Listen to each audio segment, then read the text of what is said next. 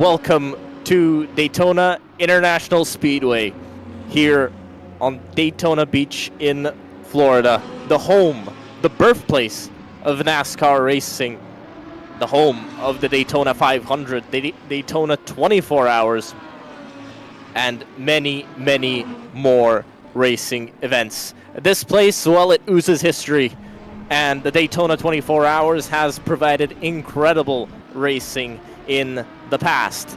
It is kind of a start to the racing season, happening in January in the real world, February on Worldsimseries. It has now become tradition. This time, the drivers will be tackling the high banks of Daytona for just 12 hours, but that will not make the challenge any easier. It's GT3s and LMP2s this time out on track, but the LMP2s retaining their incredible power and downforce from back in 2017 when those cars had incredible speed and could keep up with the Daytona prototypes of that time. So you'll be seeing lap times well under the 1 minute and 32 mark in this race. It is a place where nighttime, it provides quite a lot of challenges for the teams, but the whole track is lit up. It is a unique place with the high banks that are used obviously for the Speedway Oval, the Super Speedway. It's obviously the start of the NASCAR season as well, and that's coming up shortly in the real world too. I'm joined, as always, by Lodinas. Good afternoon, everyone, and welcome to the Daytona 12 Hours event on the Worldsimseries platform. This is the first special event of the year 2024, and we are right at the end of, almost the end of the qualifying session, which has seen the two classes split, and, both classes have the track for themselves. The LMP2 qualifying session has already finished with Sean Clark Racing taking the pole position for the race. The battle in the GT3 class is still live and going strong. Both Sean Clark Racing teams in the LMP2s and in the GT3s are currently in the lead. The driver behind the wheel of this Mercedes is our famous fastest driver from Germany on the Worldsimseries platform, Jan Nimtz, doing a pretty decent job. 6/10 is the lead against Race Spot Sim rivals. We have a GT3 class which actually has most grid filled out with Mercedes AMG GT3 cars. We have a couple of Lamborghinis, and I believe there is one lonely lost Audi R8 GT3 car driven by the Gas Speed team. Noy Summers behind the wheel, but they are currently down in 20th spot in the GT3 class. We have 22 GT3 cars, we have 23 LMP2s, which will be slightly faster around the Daytona International Raceway on the Assetto Corsa platform. And one of the more interesting facts about the LMP2s is that they have enormous amount of laps that they can complete during one fuel stint. I believe it's roughly 63 laps it was mentioned, so about 97 laps possibility to stay out on the track, but they have one limitation: the tires last for around 1 hour, and the teams will have to consider what is the best strategy for this upcoming race, but they have good cards on the table to play for them and maybe figure out the best strategy. Not being the fastest car on the racetrack, which should make the race a little bit more exciting. Well, you said small advantage that the LMP2s have. I wouldn't call 12 seconds small, but I guess time is relative, right? But on this track, they'll catch up to them quite quickly. Actually, it's not the most difficult track in terms of traffic, but because of the high banks and the long straights, where obviously through Oval 1 and 2 and Oval 3 and 4, they are flat out. The slipstream will have a big effect, so you're often going to be seeing cars run in packs, and that's just going to make it a tiny bit more difficult for the LMP2s trying to get past. Coming up to the Le Mans chicane, it was the bus stop, now it's the Le Mans chicane. This is the real choke point of traffic. This is where most collisions do occur when LMP2s are a little bit impatient or just a little bit undecisive, or if the GT3s forget that they have mirrors installed on their very expensive race cars. The International Horseshoe, that's a very good overtaking opportunity, especially for class battles, so inside the class, to actually make a move for position. But this track, well, I think the drivers have done many, many laps around this place, and they know how to navigate traffic. Exit of the dogleg, that will be a big, big interesting point. We've seen incidents happen there in the past. Small miscalculations and small wrong placements of the car can end you in the wall. By the way, using the Daytona International Speedway road course layout does use most of the oval, just cutting out a small part heading into NASCAR 1. And the Daytona 500 approaching us soon. It is called the Super Bowl of NASCAR. And, well, it's one of the most prestigious races, if not the most prestigious race to win on the Cup Series schedule. Daytona 24, well, it gives out Rolexes to all the class winners. I'm not sure that Worldsimseries will provide Rolexes this year, but maybe next year. Maybe then me and Lorinas will race. Yeah, that's something to consider about for the Worldsimseries creators, and maybe they will have something beautiful to offer next year. This is I hope you're listening to this. I'm sure because this is the only reason we're not driving. Not because we didn't prepare or don't have the talent to win. It's because there's no Rolex at the end of it. Yep, so maybe next year, who knows, we can join the broadcast while driving these vehicles around the Daytona International Raceway, which is actually one of my favorite events. There was times where we participated in the 24-hour events and had enormous amount of fun, and hopefully the drivers, all the participants this weekend will have the same feeling after the race finishes. Usually your main goal is not only to start the race but to finish wherever you can. This is a nice challenge for the drivers, for the teams to beat. Understand your strategy, do as good as you can, and just cross the finish line to reach something new in your sim racing careers. Well, it's a bit different from the real-life event, because obviously you don't have the cautions coming out. That means it's more crucial to be within the lead pack. You're not just looking to be on the same lap as the leader, or just a few laps down where you can get those positions back on the wave rounds. You are having to push for 12 hours straight. And a big difference, this being 12 hours, not 24. Early morning is where mistakes come in, or at least that red-eye time during the night. It's not going to happen here, so it will be a full 12 hours of push, and you cannot rely on competitor mistakes or slower drivers in those cars to give you that advantage. This is going to be full push for 12 hours straight. Indeed, it will be. There is a new feature in this event, though, presented by the Worldsimseries platform, possible thanks to the community who are still working on this phenomenal title. We will have live safety car before the race starts, so it's gonna be something new for the drivers that are racing on this platform. The driver of the safety car will be our main race control person, that's Tadas Dovidaitis. He will not only look at all those incidents during this event, he will have the opportunity to drive a safety car, which we were told to wait for, and that's going to be a nice surprise for everyone. By the way, safety car only for the race start. You're not going to have a safety car during the race.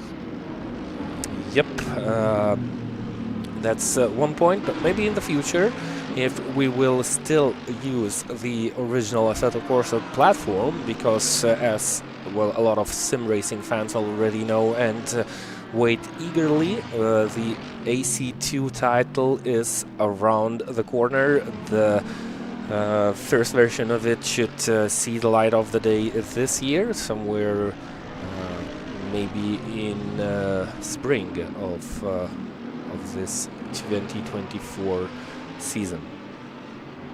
Not sure if it's gonna be implemented in the Worldsimseries platform, but hopefully it will. Motorhome Team Racing Esports, they are currently third. They are shown as second because Lopen Esport Exiles, who are currently in the second position of the GT3 class, are changing the drivers, maybe already preparing for the race. Yep, Lopen back in the pit lane, so Motorhome Team Racing Esports are trying to do their best in this qualifying session. They are currently 4/10 behind Sean Clark Racing in the GT3 class, so still a little bit of time to improve themselves. So they are using Clark, by the way, the only car down into the 1 minute 42s. Everybody else at least in the 43s. Yep, that's Jan Nimt. Well, we've seen Jan Nims always be incredibly quick, but we've been seeing some mistakes made by him under pressure, especially when things don't go super well. When there's an incident on track or something happens, we've seen him make mistakes. So, as much as we think he is superhuman and a robot, sometimes mistakes creep in, and obviously he has to share the car with someone. He can't drive the... Well, he probably could drive the 12 hours himself, but that's not very efficient. That's not very efficient, and I don't think that will lead to victory. But he'll have to share the car with someone, and that, that does mean that there could be some changes at the front of the field. It is very much a team sport. You very much depend on your teammates to be quick, to be safe, to get the car handed over to you in nice working order. And when you've got a teammate like Jan Nims, there's a bit of pressure on you to get that car to the end of the stint in good shape and not destroyed. Getting a small draft from the car ahead as they run through NASCAR 2 and on to the Le Mans chicane. The underglow on the Mercedes looking interesting. That's not something you normally see on GT3 race cars. Flash of the headlights as they went down into the chicane. Jan Nims saying to whoever is in front of him in the Lamborghini to move out the way because he's on a lap. This is his out lap, and this will be his final chance to improve his time. Not sure he really needs to improve his time, but at least he'll try it. Again, that's actually an Audi in front. Sounds the same. Same engine, by the way. Down to turn 1 he goes to start his final qualifying attempt. Lopen Esports might also be should have started their final attempt, I think, as well. Oh, yep. yes, Nope. they did, but are they going slow? Maybe that It just does looks say like out lap. It does say out lap. It does. So I Sometimes, don't think. well, if it's an outlap, then they have definitely lost the opportunity to take that pole position for this 12-hour event, but Motorhome Esports in the pits as well, so they're not going to improve. Yep. Dream to drive on the track. Well, the outlap information, that might not definitely be good information. Maybe that's a mistake, though Dream to Drive are also shown as being on an outlap, and they are taking interesting lines down the back straight through the Le Mans chicane. I will have to get used to the new naming because well, it's in my blood. The bus stop chicane is one of the most famous corners of the Daytona racetrack. So, yeah, maybe I will call it the bus stop chicane still. But, well, the time is running out. Big jump over that final curb. It does look quite aggressive. This is a good slipstream. Nope, I was going to say this is a good slipstream to end the lap, but I think that jump may have been just a little bit too much. Is Lopen on a lap? We'll see once they cross the line here, going down on the apron and into the pits. So that's lap time aborted. This is Kamikaze Development Group. See if they can do anything. 1/10 to the car in front of the Motorhome Team Esports. They're still on the second row of the grid, but maybe they want to be on the inside of the second row of the grid.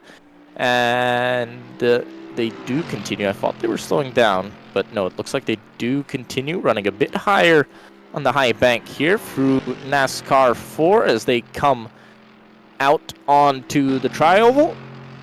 Yep. As close to the double yellow as you can, as close to the apron, and it looks like this might be an improvement because they're continuing the lap. Nope. Nope, not an improvement. They still wanted to finish the Spectron improves. Spectron improves though, just 0.005 of a second away from the second row of the grid. But that is not what our timing screen says. Maybe it has to update yet.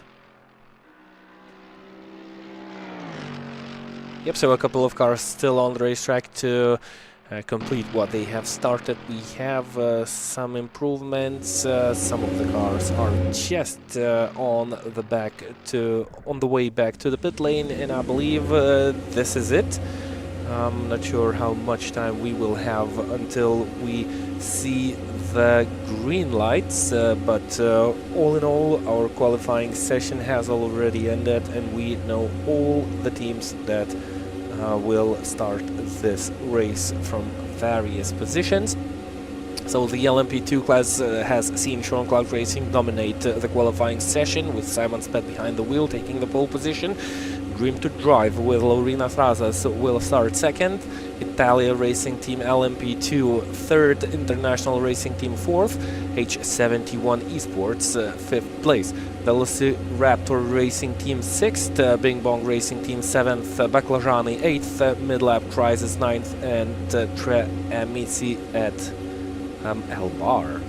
They will start the race from P10. By the way, you had to have the AM license on the Worldsimseries platform to have the ability and chance to start the race. We will have a couple of minutes to start this event behind the safety car. It's gonna be interesting to see how the procedure pans out. The drivers had the briefing session before the race to know how to behave.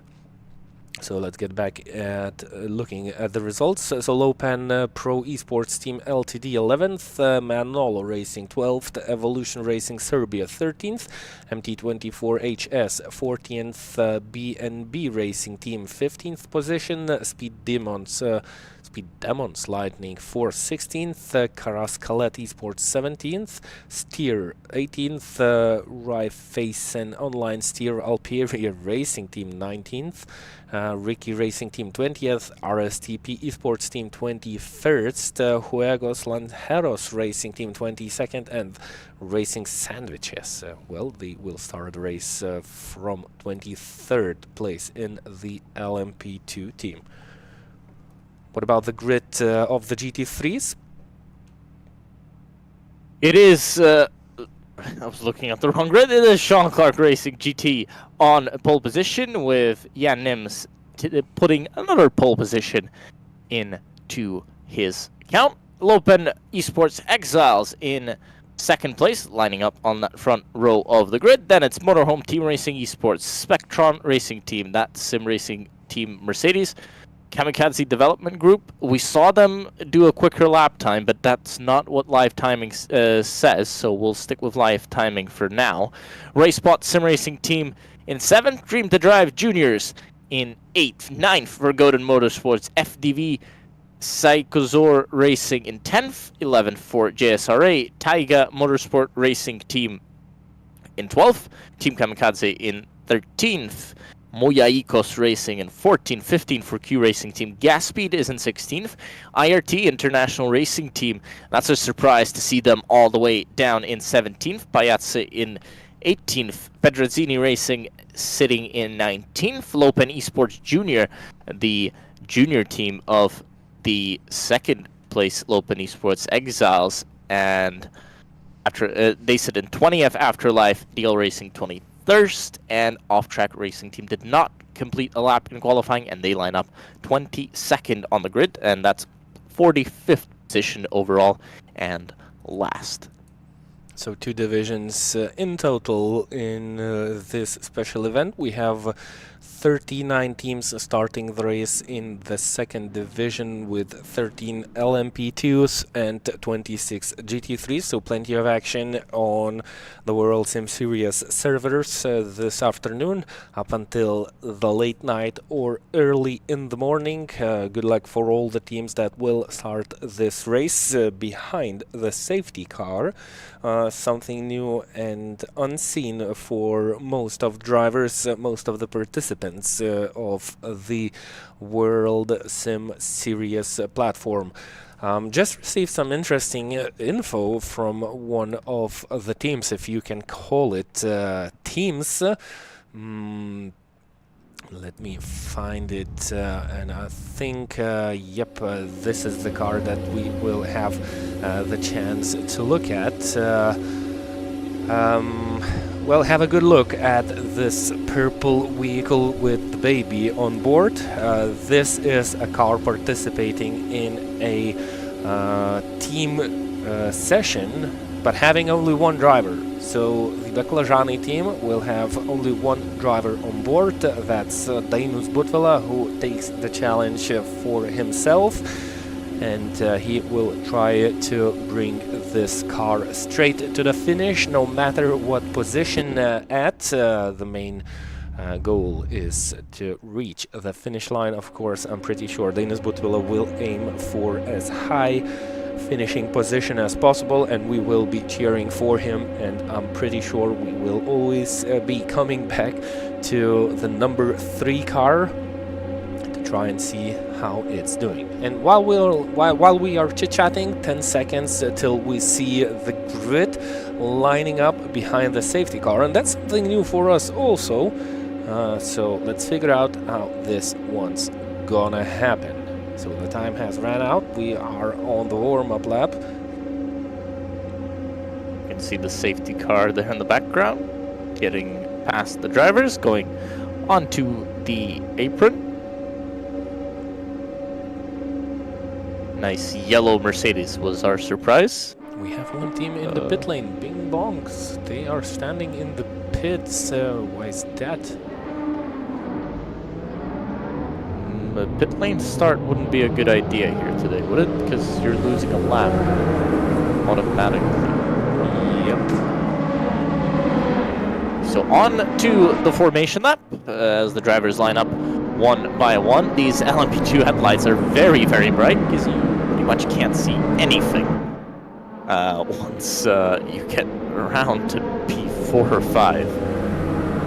Wow, that's bright on the safety car. Is that a chrome safety car? So that LMP2 coming out of the pits. Yep, that's the Bing Bong team. Let me figure out the... Not sure they can do that.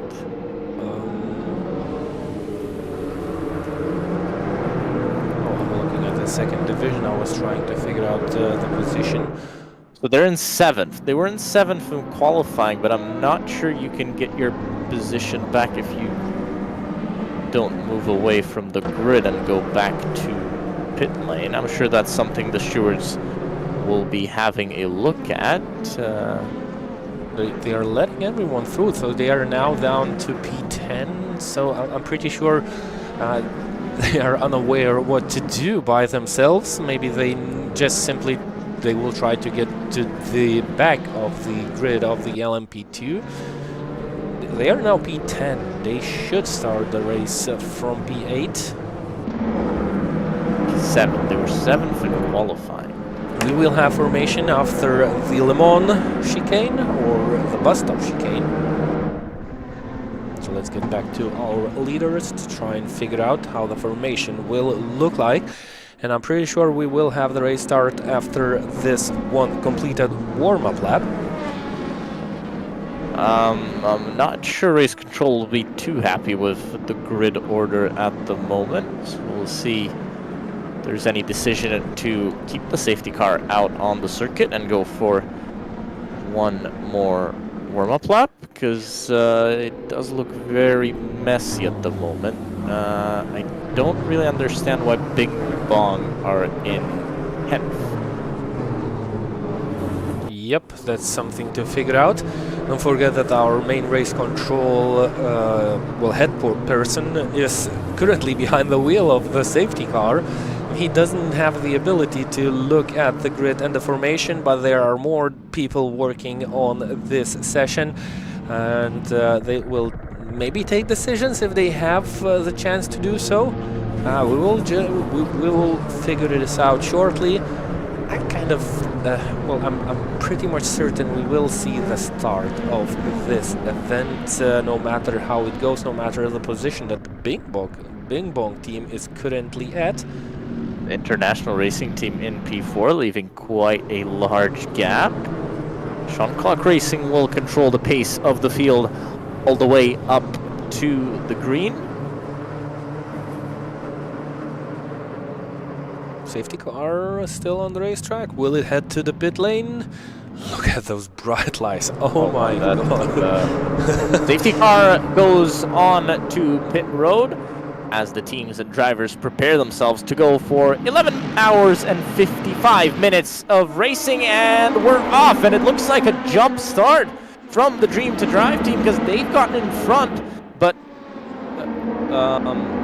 they disappeared. Something happened to the Dream to Drive team. What about the GT3s? They are into turn 1. Sean Clark Racing leading the pack. That sim racing team, Mercedes, is in second. International Racing Team currently in the lead, so they overtook Sean Clark Racing. They got around the outside of Sean Clark Racing. That was Drive is. I think they were surprised that Dream to Drive. It looked like they just left the orbit and just flew off out of turn 1 into turn 1. So I think Sean Clark Racing may have been just as surprised as we were.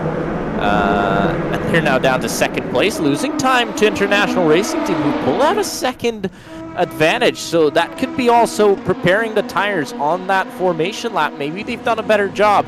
They've got Italia Racing breathing on the neck of Sean Clark Racing into the Le Mans chicane. For the first time, we come to the inside goes Italia Racing. They're not going to make it too difficult with Sean Clark. Oh, almost running into the back of them is the Velociraptor team, but it looks like a pretty clean getaway from... Oh, there's a car spinning in the background. That's... I think they collected somewhere. Yep, at they least did. Got very close. Oh, there's more accidents. Yep, they coming collected. on. There's another car spun. The GT3s are approaching soon.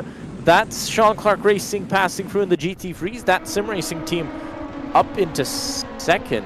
Where did they start? We'll have a quick look. That sim racing team, they started fifth. Yes, they started fifth. Wow, so that's a great jump up in lap 1. Dream to Drive Juniors from 8th to 3rd. Are we missing someone who's this? Oh, somebody going off very wide. Not sure that's the preferred line to take into turn 1 as they come up to the International Horseshoe. Probably the best spot to make a move, but everybody seems to be quite calm on lap 1. So that's the Lamborghini of the Dream to Drive Juniors. They're leading the Lamborghinis in this race at the moment. They weren't in qualifying because that was Motorhome Team Racing Esports, who have dropped to 23rd overall, and that will mean... We'll see where they are in class, 7th in class for the Motorhome Team Racing Esports. This is Italia Racing. I guess they lost the position again to Sean Clark Racing up in front. We'll see if they can make a move to go back up. But they've got a Velociraptor 9/10 behind, so they're much closer to Sean Clark. The slipstream will come into effect as they come through NASCAR 4 and onto the front straight. Kamikaze Development Group take the drive through, so wonder what's that for. Down into turn 1, the gaps don't change too much. Manola Racing side by side with mid-lap crises in P6, and I think they've gotten in front. Somebody rejoining from the pits. Oh, there's Dream to Drive coming back on the racetrack. So, is it? Or I've seen. Yep, it is. It It's is. the Dream to Drive car. Yep. So they've lost 2 laps. They're 2 laps down. This will be a difficult recovery drive. Oh no, they are actually still in the pit lane. Back. So who was that back out on track? Is that Lope? Oh, car? that might be the Tri Amici Albar car. Yep, which has similar colors to the Dream to Drive car. Well, good news for the Dream to Drive team that they managed to get back on the racetrack, but that's a big shame to have well, issues with your hardware right at the start of the race. Of course, that's when the most demanding task for the processors, GPUs are being put out, and maybe the systems sometimes do not hold up, no matter how good the systems are. But well, the computer crashed for the driver of the Dream to Drive team. Todas Tunila was behind the wheel. There's that's Baklajani. It is Baklajani in the wall. Well, no place to rejoin. By the way, H71 Esports, who were 5th on the grid, are now down to 20th and a lap down. No, they are a lap down as well. Not a great start for them either. Yep, so only 15 LMP2s are on the track within 1 lap of the leader, and 8 teams have already suffered some issues. The car of Steer team has just ran quite wide. Kamikaze Development Group drive-through taken. Yep, they received a penalty. Oh, Danish Bootswell are running a little bit wide into turn 3 and almost losing the positions. Has to go side by side, approaching corner 4 and then into 5. Danish Bootswell manages to stay in front, and it looks like Steer, they are running a little bit too deep into the corner, opening a chance for Racing Sandwiches to try and swap places. This is the battle for P9 at this moment. Bing Bong down in 12th. Remember, they were kind of shuffled on the grid after we've seen the start. They started the warm-up lap from pits. I'm not sure how... By the way, back out on track. They've chosen to complete their long stop in that pit, so they're the only ones who have completed the long stop. I guess that's damage limitation from their side. 2 laps down with Todas Mila on board. We'll see if they can do anything towards the end of the race. That's where they'll come into play, but that's not ideal. I guess making the best of a difficult situation. That's tight, and 2 cars have touched, and RSTP, I believe, we've lost one of the LMP2s, I believe. They had a touch with Bing Bong and then decided to go into the pit lane, and there's a little bit of chaos on the first laps. And there's a bang. That was lucky for none of the cars to go into the wall. International Racing Team, they lead. International Racing Team have taken the lead.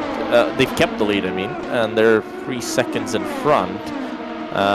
Velociraptor has actually stayed with Italia Racing Team. That's the battle for the podium. This is the Bing Bong all-Canadian car, and they were just led through by the Racing Sandwiches. I believe Racing Sandwiches, are they kind of missing the apexes? No, it looked like they just lifted off down the straight. So maybe they felt like they done something wrong. Maybe overtaking outside of track limits. Maybe they felt they were in the wrong at some point. Oh, that Mercedes stuck on the inside on the apex. So, and one of the LMP2s decide that it's the safer option to not take the Le Mans chicane this time. Chaos all around. Chaos all around already. We are only 12 minutes. Well, actually a little bit less. I believe the warm-up lap took roughly 4 minutes, and the start took place at 11:56. So we're probably 10 minutes into the race, and already plenty of drama. A lot of action happening on the racetrack. Looks like some of the drivers are just a little bit too excited, and well, doing small mistakes. Thankfully for most of the drivers, we've seen big mistakes. We've seen issues for some of the teams. But yeah, the race continues and we are way off the finish line, and we have only started. Sean Clark Racing, by the way, in the lead of the GT3 class, 4.8 seconds lead. They can start thinking of a strategy and well, maybe something what to do during those long stints. It looks like they will have a good time this afternoon. I have an idea. I have a strategy to propose to Sean Clark Racing team. Just keep Jan Nims in. Yeah, just keep Jan what Nims happens. in. Yeah. Yeah, that's a good suggestion. Similar how one of the LMP2s are doing this afternoon. Baklajani, by the way, 9th. They started 8th, so they just Oh, that's quite far from the apex there, from that sim racing team Mercedes. And they're being caught by the Dream to Drive Junior team, who are doing much better than their qualifying performance. Still third in class and actually catching up to the car in second place. We've obviously quite a few of those cars that started up front have lost quite a bit of time, so I'm not exactly sure why, but Motorhome Team Racing Esports, they're down to 7th now. Together with Sean Clark Racing, we had, who was on the front row with them? Lopen Esport Exiles, who were lapped down. So more drama for our leaders of some classes. Number 24. So Spectron Racing team, who were a 4th on the grid, they're down to 21st in class, also a lap down. Car 24 just received a drive-through penalty. That's Motorhome Team Racing Esports. Look at the car, it has some damage, so definitely involved in a bigger accident. They are currently... Aggressive braking during formation lap, leading into big incident. That's probably what caused... Oh, and they have been taken out by a... Oh my, the LMP2s have to be more patient. I didn't notice who the driver of the LMP2 was, but while going to take that drive-through penalty, Motorhome just met a bigger drama, received more damage, have to wait through when, well, they have to wait patiently to turn that car around to point it to the pit lane. I can feel the frustration of the driver right now. You have to be crushed sitting in your cockpit, having big damage already, receiving even more, and still having to take that drive-through penalty. What will be the decision of the driver now? Who is behind the wheel? That's Lucas Santucci, I believe, a driver from Brazil, who is taking that low line to enter the pit lane, and that should be only the drive-through. They have to complete it, and maybe they will have to get back into the pit lane again to fix that car. We see the windshield scattered, but not sure if the car is drivable or not. But a lot of decisions to take for a car which qualified quite high up the order, and now they find themselves at the very bottom of the GT3. I'm having a look at the replay, right? It looks like they were quite slow on the exit, then tried to move to the right-hand side, and while the LMP2 was already moving to the right. It's a golden rule of endurance racing. Stay in your line. Don't try to help the LMP2s get past you. It does look like he was just trying to move to the right side, and he just got collected and spun into the wall. So unfortunate, but as I've said, the Le Mans chicane is a real choke point on this track, and that's where you'll see a lot of those multi-class incidents. All racing up to P3, so Sean Clark Racing are currently dropping places. They started first. Simon Speth is still behind the wheel, the same driver who qualified. Maybe this is a strategy to try and save those tires. As already mentioned, the LMP2s have quite a big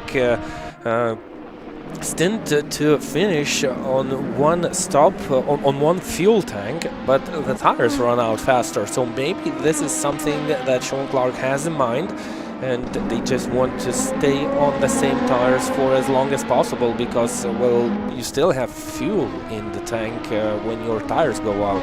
As we were instructed, roughly the tires hold for roughly 60 minutes. The fuel tank holds for, well, about 95 minutes. So I think there's something happening in the heads of the strategists of the Jean-Claude Racing team now. And this is the reason why we see Jean-Claude Racing running a little bit slower, gently around the corners, just try to save as much rubber as possible. And of course, this way, you're kind of not in a rush. You can take wise decisions in some situations, making your race a little bit safer. Drive through for low pen Esport Exiles from race direction, number 28, the car that qualified second in the GT3 class. They had accidents already, and they are still going backwards rather than forward.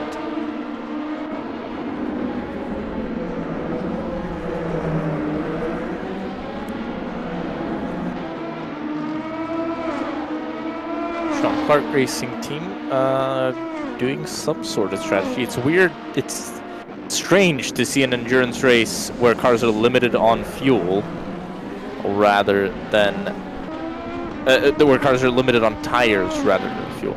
Yep, but well, this is virtual racing. That's the Assetto Corsa platform. The LMP2 is built by community, so maybe something is off, but that only makes racing more interesting. No matter what you get, you still have to deal with it the best you can, and I kind of find this more interesting. And to have something on your hands to maybe play with a strategy, make some wise decisions, and to be not only faster than your rivals, but maybe be a little bit more clever. And maybe that's not basically reflecting what's happening in the real world, but look, we don't have safety cars here, so it's already something, well, in some sort of a little bit a situation that's off the reality. So why not have something interesting that you have to play with while racing in this event? MT24HS, currently 8th, right on the tail of BNB Racing Team. A little bit of traffic to pass, but the gap between these two LMP2s is quite small. Roughly half of a second. We should and we might see a battle shortly. Of course, all these battles at the beginning of the race are not necessarily, but if you are behind a driver and you feel a little bit faster than him, so then why not to try it? So normally at Daytona you try to stick behind someone and save fuel. I'm sure the GT3s will be considering that option, but what about the LMP2s? Well, you have to save your tires. Because if you're behind, you destroy your tires. Exactly. Yep. If you're behind someone, you destroy the fronts. And you likely overheat the rears as well. So it's a strange Daytona where you're trying to not be behind someone. Yeah. Well, if you're in LMP2s, yes, it's normal situation in the GT3s, but it's something different in the LMP2s. Everyone on mediums, by the way, so nobody taking the risk of the hard tire. We do see a soft and a hard option in the GT3s. Highest soft runner is the Q Racing team, and Moyaikos on the hard tire, so there's a bit more variation there. LMP2s look to all be on the same spec of tire. Not sure, I think they do have multiple specs. They should have. They should have a night spec and a day spec normally, but running enough. Wide, MT24 running wide. This is a chance for Big Bonk Racing side by side into turn 4, which is a flat out, and MT24 decide to let through this all-Canadian livered LMP2 rivals, the Big Bonk team. Who's behind the wheel? By the way, no tire options on the LMP2s. We've only got the one set of Michelins that you can use. Not the one set, but the one type.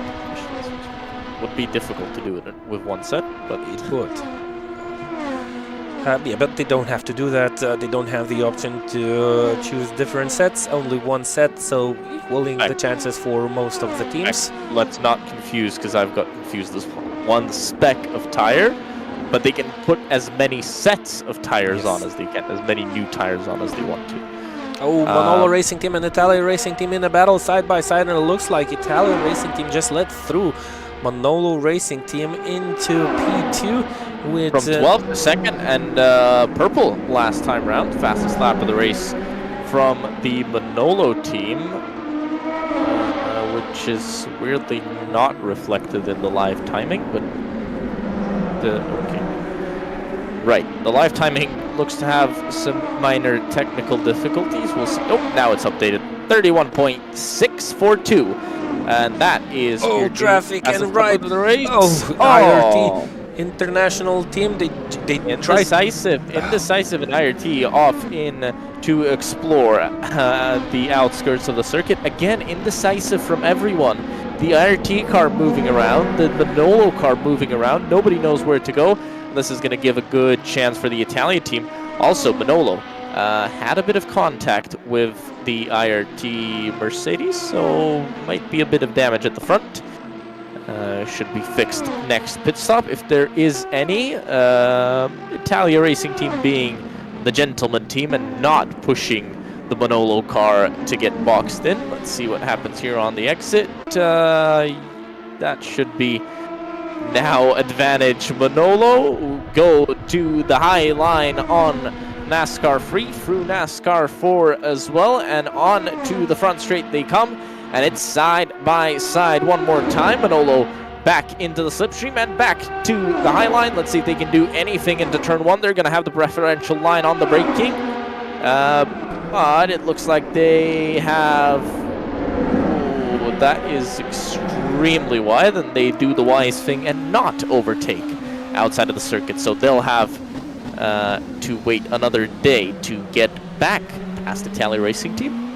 I wonder, did the Manolo Racing Team strategists decide that this is the moment where we need to push, don't save the tires, maybe gain a track position and see how it goes later, but it didn't go as planned when they met the traffic. Now they got back behind Italia Racing, and maybe it's the moment where you have to reconsider your strategies. 1.6 seconds behind these two cars battling is our pole sitter Sean Clark Racing.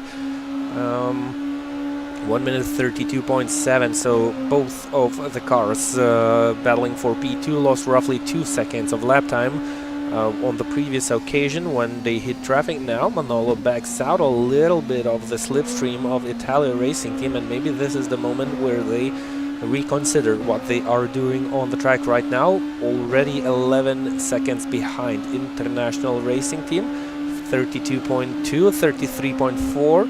You can see the lap times vary quite a lot right now because, well, we have a lot of cars on the racetrack dealing with not only your main rivals but with the traffic already, and you have to hope to meet your slower class companions in very comfortable position situations on the racetrack. There was a little bit of a contact between Italia Racing and one of the GT3 Mercedes.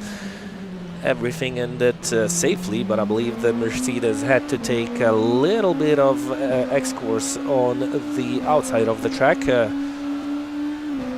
Traffic giveth and traffic taketh away. You're not going to find the GT3s in comfortable positions for the whole of the 12 hours, so you'll have to deal with it once, and your competitors will have to deal with it another time. It normally balances out towards the end of the race. You might be getting lucky for an hour. Oh, that's someone extremely slow coming on to the banking.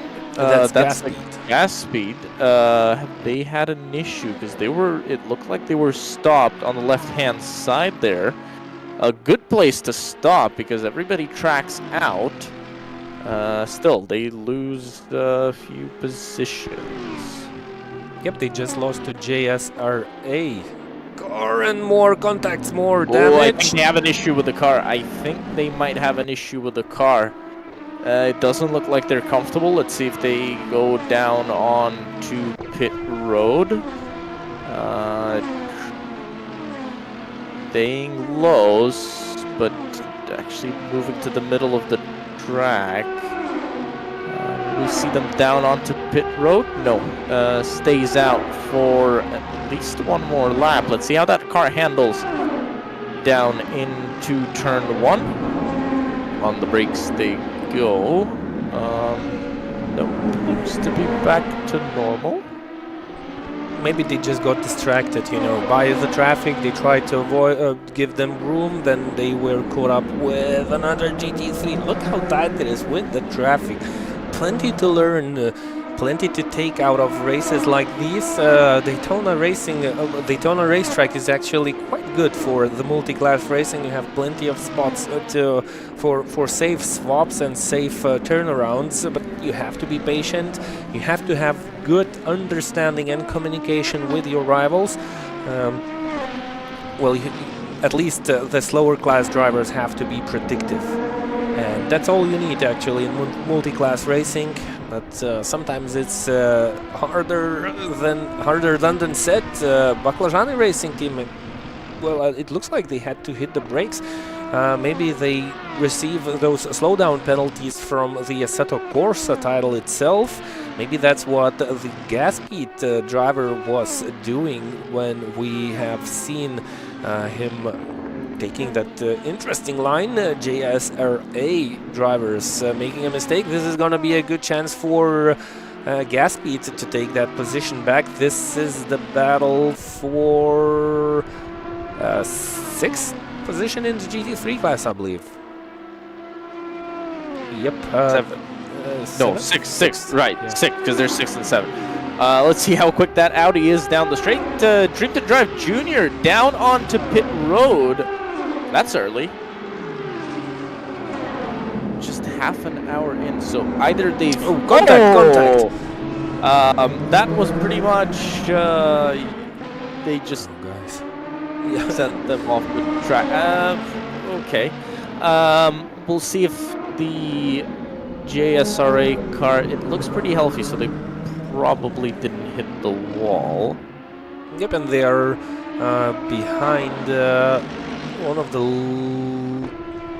Lamborghinis, which was one of our leaders. Isn't that the Lopen? Nope. Who was the team driving that Lamborghini? Oh, yeah, that's Motorhome Team Racing Esports, the team that had quite a lot of difficulties after the start of this race, but they were quite fast in the qualifying session. That's Santucci behind the wheel. They qualified 3rd. They are running now down the pack, almost dead last in the GT3 class, but they have the pace. They are quite far behind the leaders, with 1 lap down, so still far from over. If you have the pace, you just need to perform, and well, you just have to try and avoid further mistakes to better your chances with a good finishing position. If you have pace, well, just hang in there, do your best, and we might see Motorhome Team Racing Esports back at the top somewhere later into this race. Look at the pace that they have. Gaspete is currently 6th, and it looks like an easy overtake. So they just took that lap for themselves back. Gaspete laid on the brakes into turn 1 as usual. They took out JSRA 1 lap behind, almost taking out Motorhome Team Racing Esports Lamborghini. That ended well, and well, Motorhome have really good pace. They should be back into battles for higher positions later in this race, but right now they are currently in the battle of their own. What about the situation out in front? Looks like Manolo Racing Team decided to make the right foot of the driver a little bit lighter and maybe think about those tires. They don't have to think about the fuel, they have to think about the tires. And of course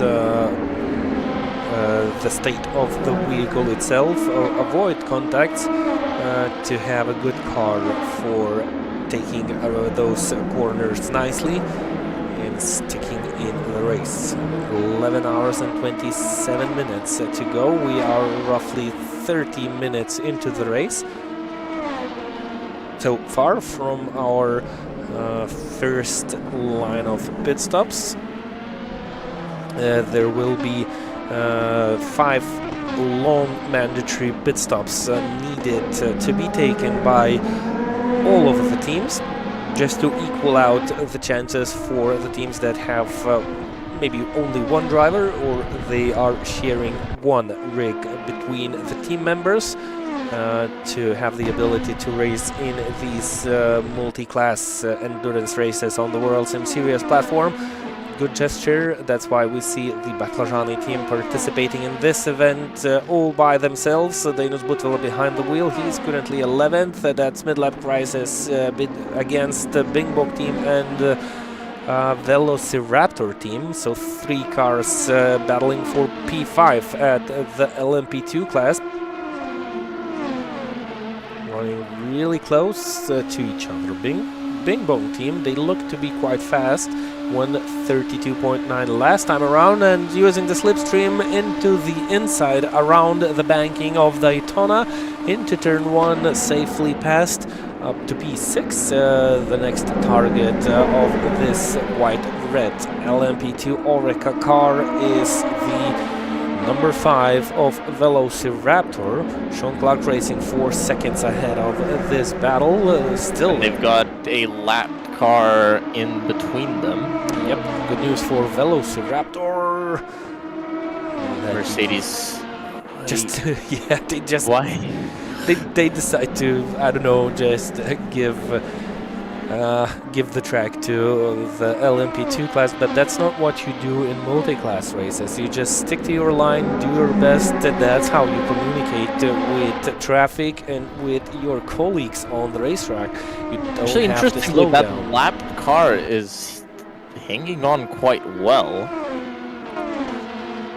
As they went to the high side, it's the Bingbok car down onto the bottom, and they're through. So 9/10 of a second separate those 2 cars. Dream to Drive still in last, but they're running 2.7 laps. They are 2.7 laps behind our leaders. So, but they've done a long stop, right? So Yep. that's some time to gain back. They are though at a similar pace to P3 and P2. The leading international racing team car, they're running very, very quickly. I wonder if they've decided to disregard tire wear, because they're 15 seconds ahead. That's a lot. you have 1:31.9 their previous lap time. And I've been watching them for a bit. They've been consistently much quicker. I mean, in about half an hour, they've gotten a 15-second gap, so that's about a second a minute. No, a second a minute. No, half a second a minute. Right. So that's we're just 45. No, we're not 45 minutes in. We're barely a half hour in, and our math has gone out of the window. Okay, like, we've plenty. That looked great for the next 11 hours and 23 minutes. That Well, we've got remaining. Plenty of time to get better. I'm not sure it's getting any better in the next 12 hours, but let's hope it does. This is Sean Clark Racing, by the way. We haven't seen them much. They're also 15 seconds ahead, and Dream to Drive is going to come past them right now to make their final move through the GT3 field, and they're now up in 23rd overall and finally past all the GT3s. So leading the GT3 class is the Sean Clark car, 17 seconds in front of that sim racing team. Yep, that's still Jan Nims behind the wheel of this Mercedes. They're about 20 minutes away from the pit window opening. Actually, a bit more, 25 maybe, because they've had that long formation lap where they didn't use much fuel. They were smart.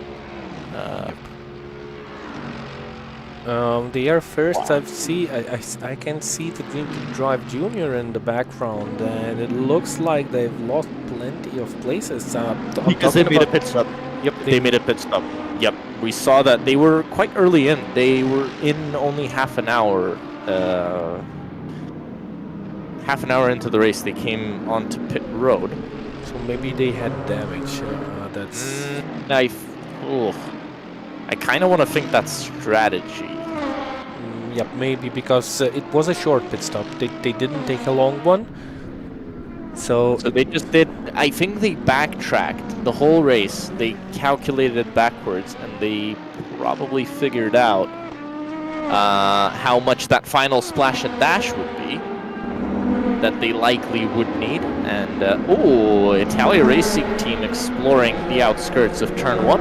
And down to P3. Losing the place. But they lost 8 tenths last lap. So that could also be part of that. Catching up to one of the green Lamborghinis in front. This is battle for P5 in the LMP2 class. Bing Bong versus Velociraptor. And the gap became almost invisible on the previous lap. 0.5 of a second around this corner. But it looks like the Canadians are quite on a good run at the first stint of this event, Field versus Salmaso.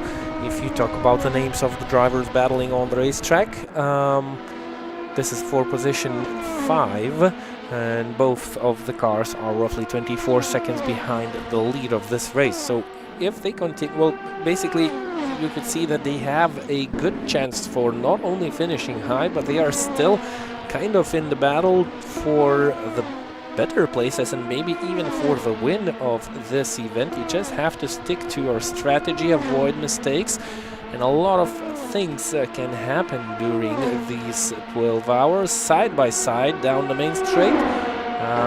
Velociraptor, they are hanging around. Bing Bong will have the better line for the braking into turn 1, and it looks like, oh, they touched. I just thought that Velociraptors that they gave room for the Bing Bong team, but it looked like they didn't, and they ran into the back of the red and white car, and they forced it wide, and they are staying in front. This is something for the race controller to have a good look at. That's the communication between LMP2s and GT3, so almost running into the back of each other.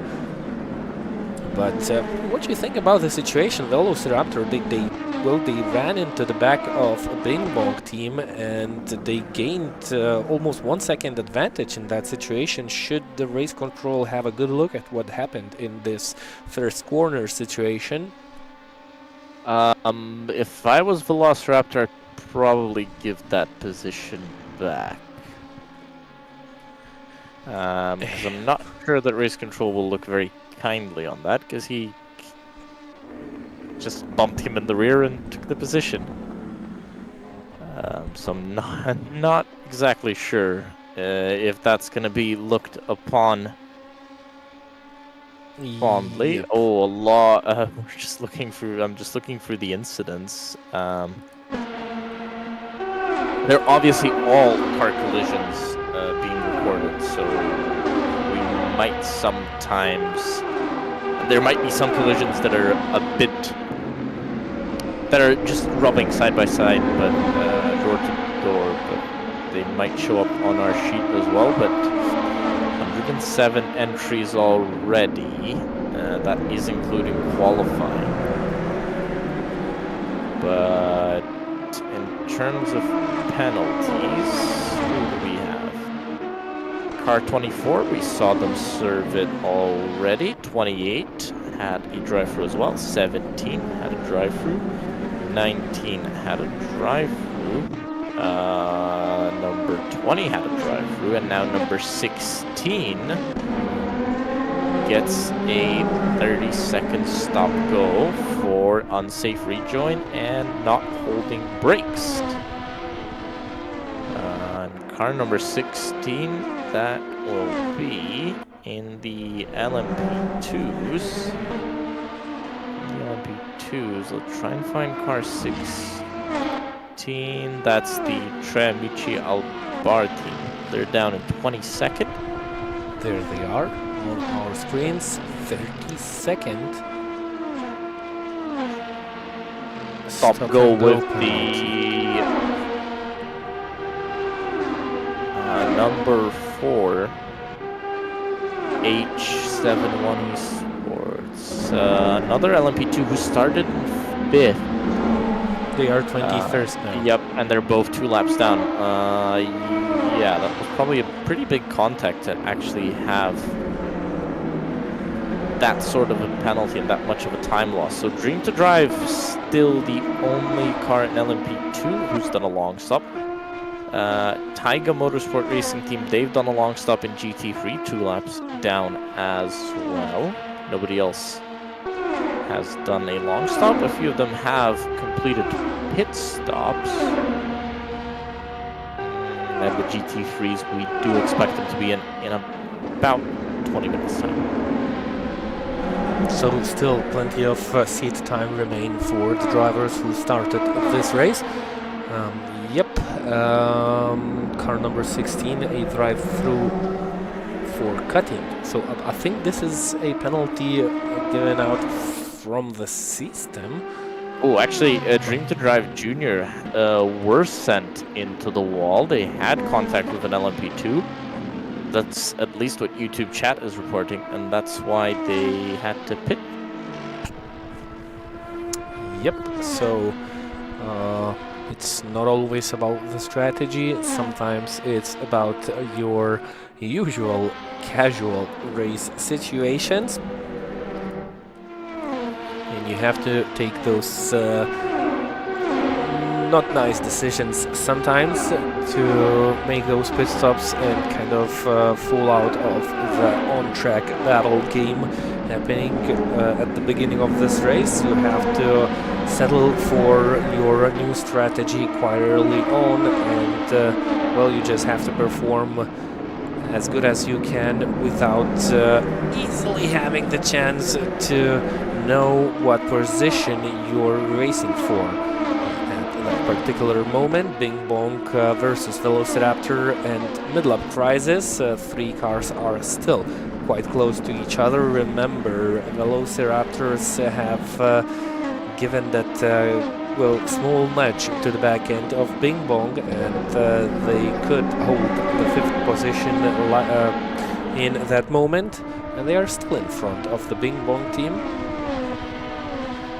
So the Bing Bongs could catch up with Velociraptors quite easily in the first part, but at this moment it looks like they settled down. Maybe they are trying to cool off the tires. Yep, into the bus stop chicane you have to be patient to try and avoid contacts. GT3 cutting that corner, back on the racetrack. And basically this is how the multi-class racing should look like.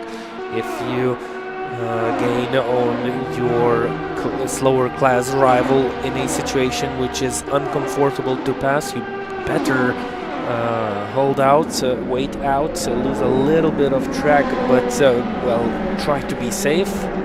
This is a long race, and well, you have to be wise. You have to think not only about your race, but also about the race of your rivals or competitors.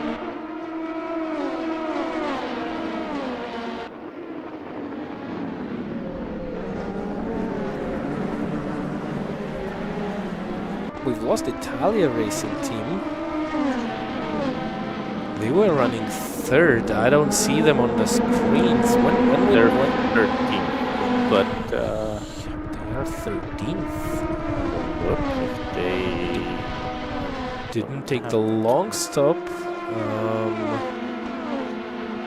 No, no long stop. It was a pit stop.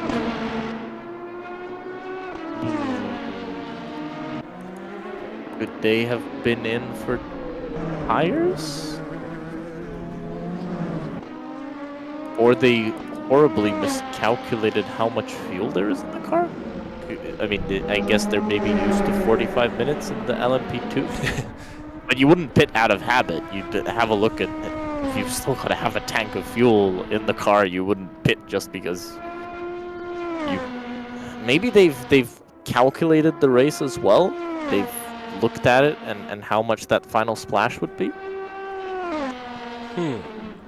That's an interesting one.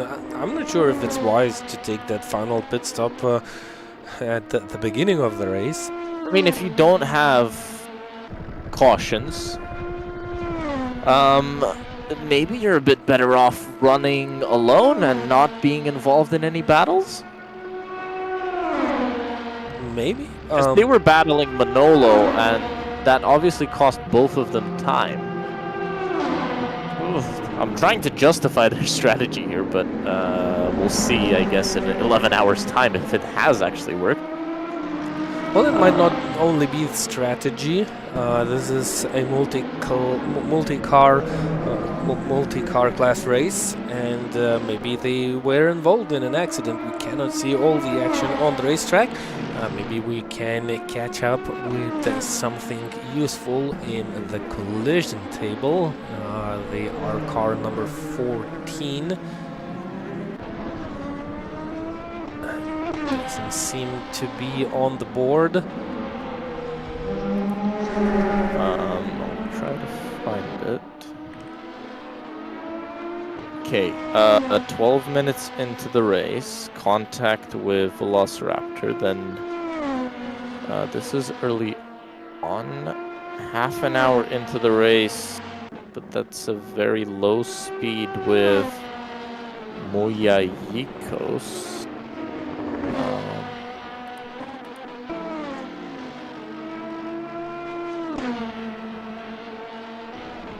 Yep, 43 minutes into the race, gas speed.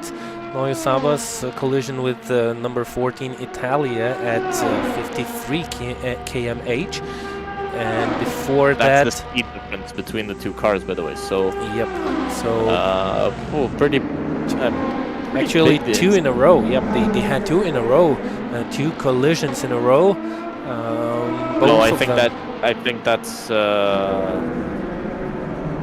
think it just gives it twice. Because you can see with all other incidents, it's also double, right? Most of them. So probably two touches they had. I don't think it was two separate incidents. I think it was all part of one incident with two touches. Stewart will be having fun. Because they have to look through every single one of these. Yep, that's what they came here for today.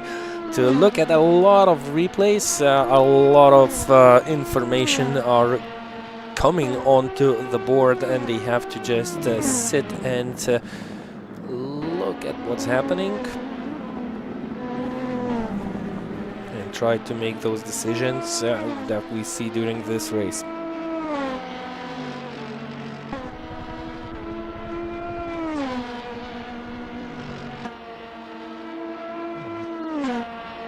Look, there's not been any more penalties issued.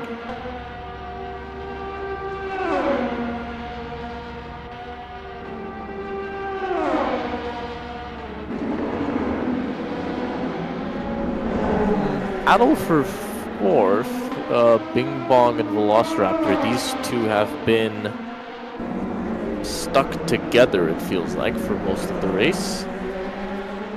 That is P4 in LMP2.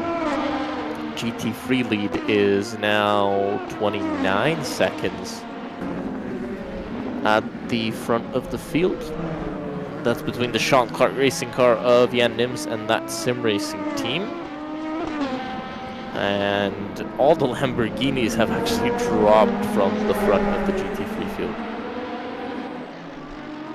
Highest placed Lamborghini, 9th of the Afterlife DL Racing team, who started second to last. They started 44th. The grid, by the way. They're running in 9th. Car number 18, drive through for speeding. This is an LMP2 and they are standing in the pit lane, so I think they just received a penalty. Early stop, look at that. How many cars are in the pits? It is an early stops for the LMP2s, so that, well, we were informed that they have quite big fuel tanks, so maybe it's about the tires. And that might be the case why we see our qualifying session winners going so slow. They are already 26 seconds behind the international racing team. I think they are on a tire saving strategy. Because, well, you see a lot of LMP2s coming into the pit lane. Well, and at a usual, but they come actually at a normal time frame. What they could do on normal circumstances, they can hold on to roughly 45 minutes on the racetrack with the fuel tank that they have. But so, if you're losing if you're losing 26 seconds a stint, that's not worth it. How many pit stops are you going to save if you lose 26 seconds a stint, at least? Yup. Because you lose a pit stop every 3 stints? Yeah. Do we have information how long a pit stop takes here? A casual pit stop. It's not a long... so the actual stationary time to get a full tank of fuel is 45 seconds. That's what I saw in our pre-race report. About 45 seconds, something like that, right? So you've got a trundle down pit road, you've got to get out of pit road. That's about a minute. No, maybe minute 15 max, right? Caraskellet down into the pits to serve their penalty for speeding. Make sure to get down to the speed limit this time. Oh, almost ran into the back of the other LMP3. This is why you stay in the fast lane down the pits. That's why you don't try and run through the working lane. A lot of LMP2s receiving the drive-through number 12. I like all the pit crews standing out in pit lane. I'm happy that it's not a 24-hour race. I'd be sad for all the pit crew having to stand there for 24 hours. At least it's just 12. Tight on pit exit. This is a very difficult pit exit, by the way. We haven't seen anything happen there yet. But if you're coming through side by side, through that chicane of call it turn 2, you can clip someone coming out of the pits if you don't see them. It's easy to miss them.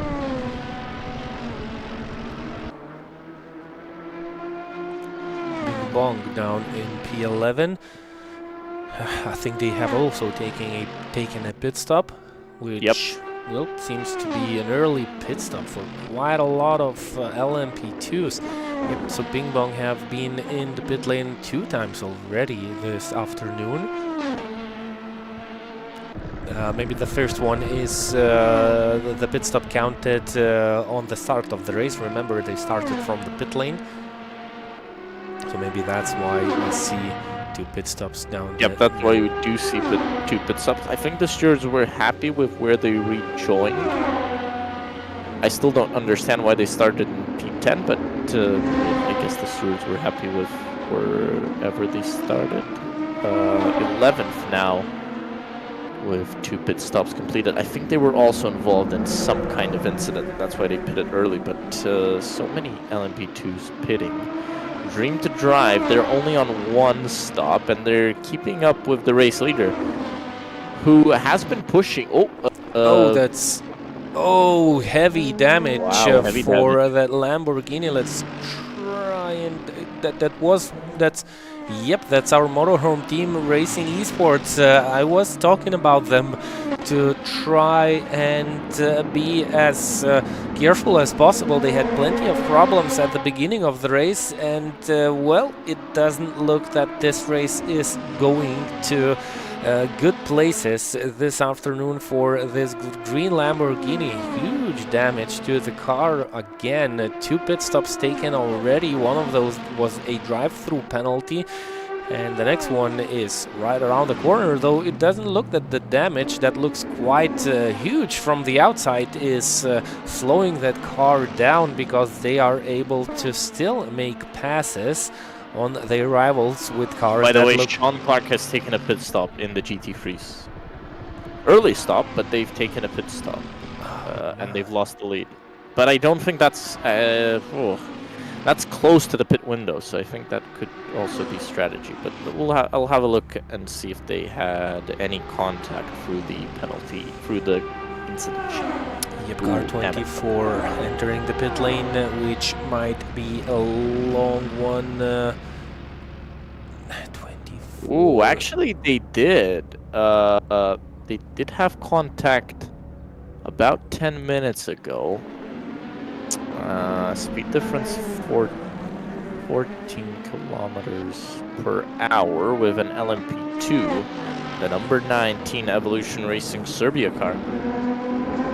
Could it be damaged? That front end maybe looks damaged. Looks like. If we can get a closer look, we'll see if any of our camera angles pick it up. It's hard to see when they're on the high bank. But well, they have taken a pit stop, so maybe that's why they went into the pit lane earlier. If they had damage, they have. Yeah, I want to see if they actually do have damage, because it's not a big speed difference on the crash. Well, to my eyes, it looks like this car is fine. I don't... Oh, maybe it was the camera angle. It looked like the front end was not aligned properly.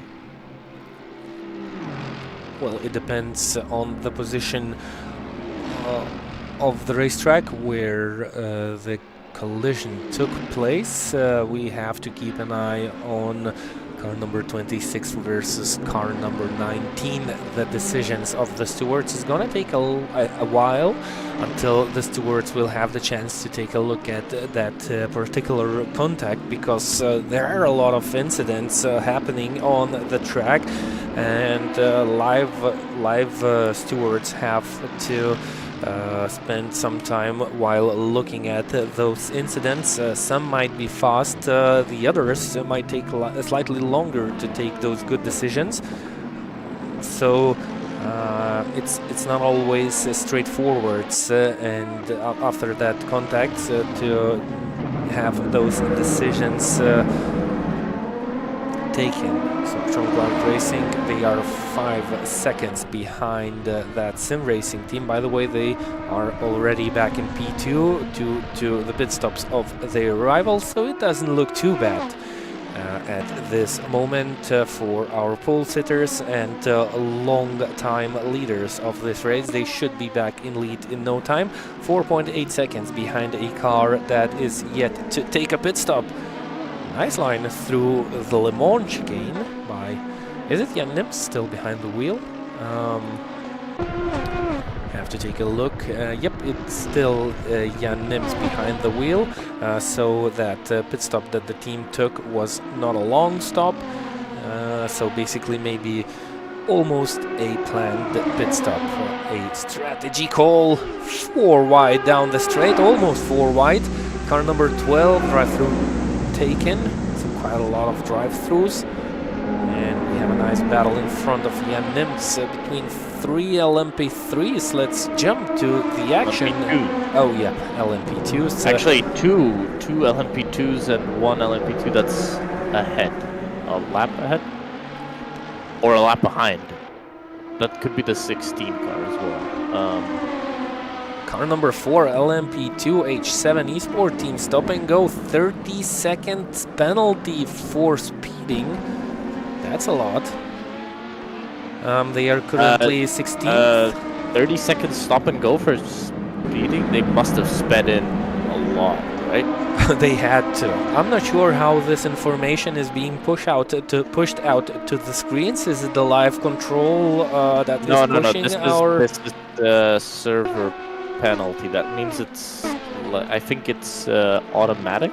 A drive-through taken, car number 4 drive-through taken, so maybe it was not a 30 seconds penalty, or maybe they received a penalty due to speeding in the pit lane while taking that penalty. Yes, I think so. Just looking at it, right? So they had an hour ago, they had a drive-through penalty for crossing the lines on pit exit or pit entry.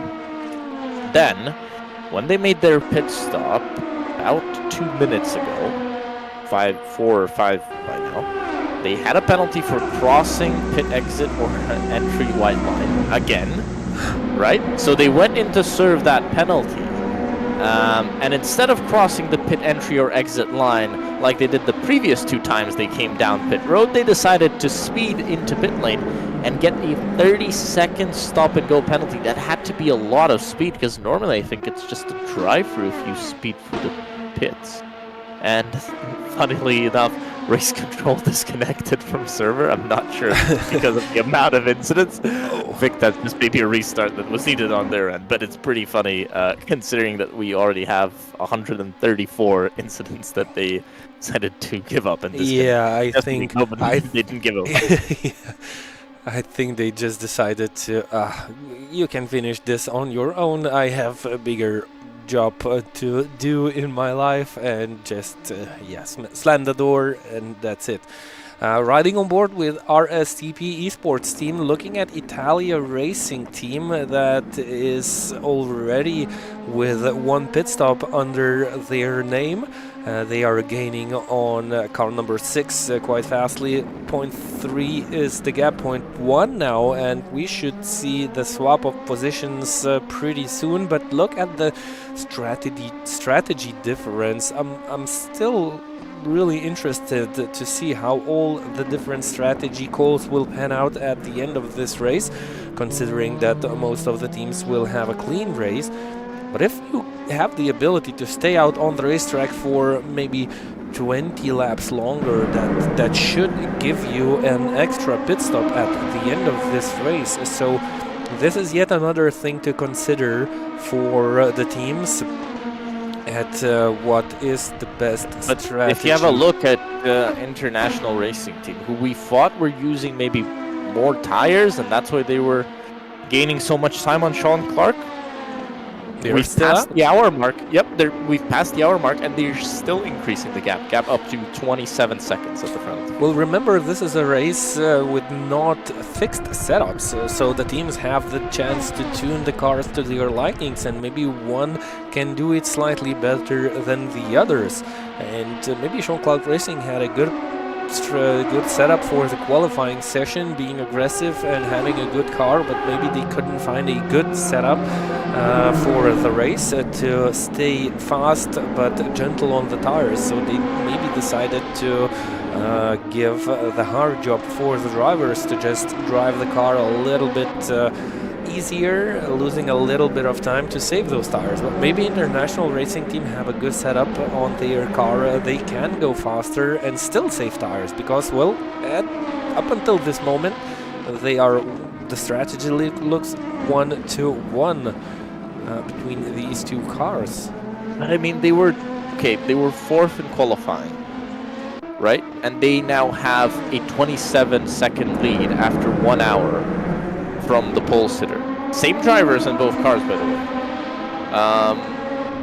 That's a lot, right? So I think maybe now Sean Clark has started to control the gap a bit more and started to decrease it, but that also could be traffic for them. Actually, the International Racing Team will be losing quite a bit of time. No, but I think that should probably be traffic on their part. They've escaped by 25 seconds. That's massive. That's such a big margin that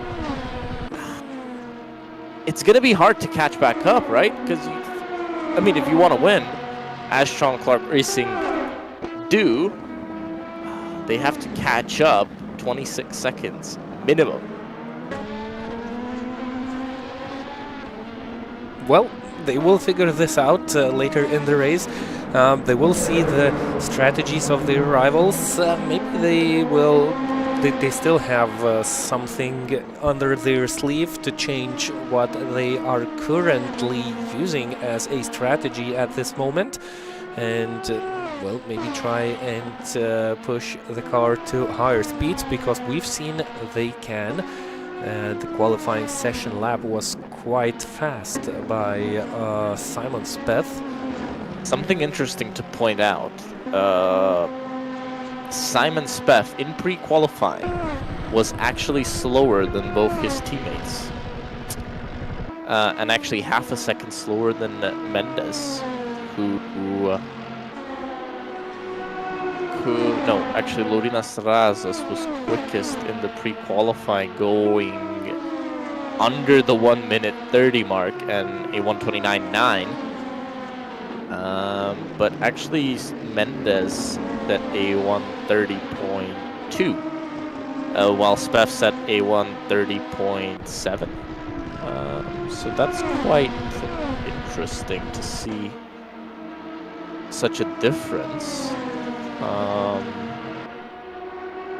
That's interesting because Gustas Malakauskas was quicker than his teammate Silverio by about a second.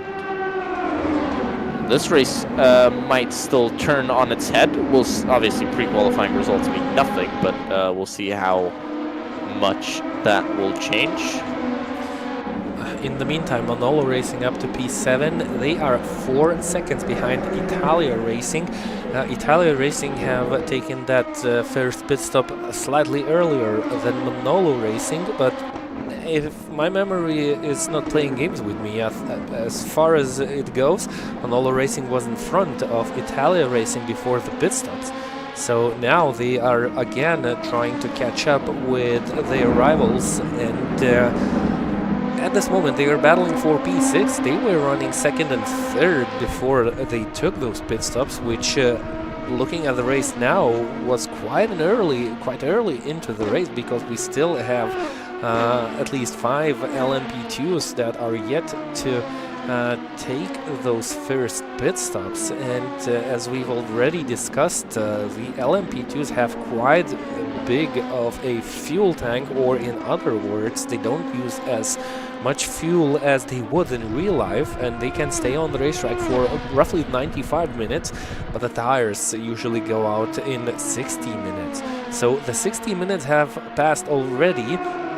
Actually, a little bit more, roughly 67 minutes from the race start have been completed, and we have 6 LMP2s that are yet to take a pit stop. One of them is RSTP, who are down in P8, but that is already giving a huge advantage to the teams that are staying out longer against the teams that are taking those early pit stops and maybe trying to be as fast on the racetrack as they can, but you lose much more time with one extra pit stop in this race rather than you be much faster on the racetrack. So, well, some of the teams deciding to be fast but take those extra pit stops. The others decide to be slower and not take those extra pit stops. But we have teams that are also fast and staying out on the track quite long. Well, while talking about the leaders, and especially international racing team, they are still out on the racetrack. They were the fastest, well, the fastest of the leading LMP2s on the track.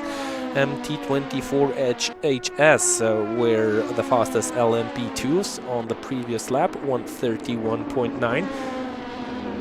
And, well, a light car with new tires can go around the track in roughly 1 minute and 30 seconds. Dream to Drive, we spoke about them. They are up to P15 after that unlucky race start where the hardware of the driver crashed coming right into turn 1. They just disappeared from the grid. Now they have to work through the grid and try to figure out their strategy. 2.6 laps behind the leaders still, so they are on a very similar pace from race direction. Car number 16 they've just received a penalty from race directors, and let's try and find what happened with the car that received that penalty.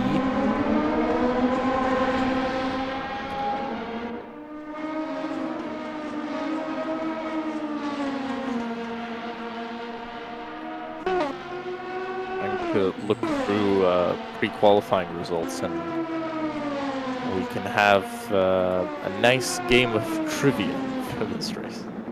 As we've kind of headed into a more calm part of the race, we can play a little game and try and guess. I'm just trying to confirm, and if I do confirm my stats, I'll start off with a question, but just while you're looking at your stats, and interesting idea, look at the racetrack. That's Dream to Drive battling Italia Racing Team. Italia is 2 laps ahead of the Dream to Drive car, but both cars qualified quite high up the order, and now Dream to Drive just decides to give the track to the currently being ahead car in this race. Dream to Drive 15th and Italia are currently 6th. They try to play it safe. It looks like Dream to Drive has settled behind the Italian drivers and maybe stick behind those while they are still doing their own race. Dream to Drive is only 1 second behind the Evolution Racing Team that has already taken 4 pit stops. Well, at least they visited the pit lane 4 times already. The number 19 car received quite a lot of penalties this afternoon. They are still 14th, but on the same lap as the Dream to Drive team that missed roughly 2 laps in this race due to the hardware issues that the driver had at the beginning of this race. Italia Racing Team touching with car number 19, and Dream to Drive trying to take their own part in this race. This is a little bit dangerous in this part of the race. This is for position. Dream to Drive against Evolution Racing Team. Small bump down the straight. What about the Italia Racing? Wouldn't you like to try and wait out until the drivers in front of you figure out who is faster than the other? Dream to Drive took the position. Italia Racing Team also managed to pass the Evolution Racing car. And remember, Italia Racing Team is already a couple of laps ahead of these cars that were battling each other. Good chance for Dream to Drive.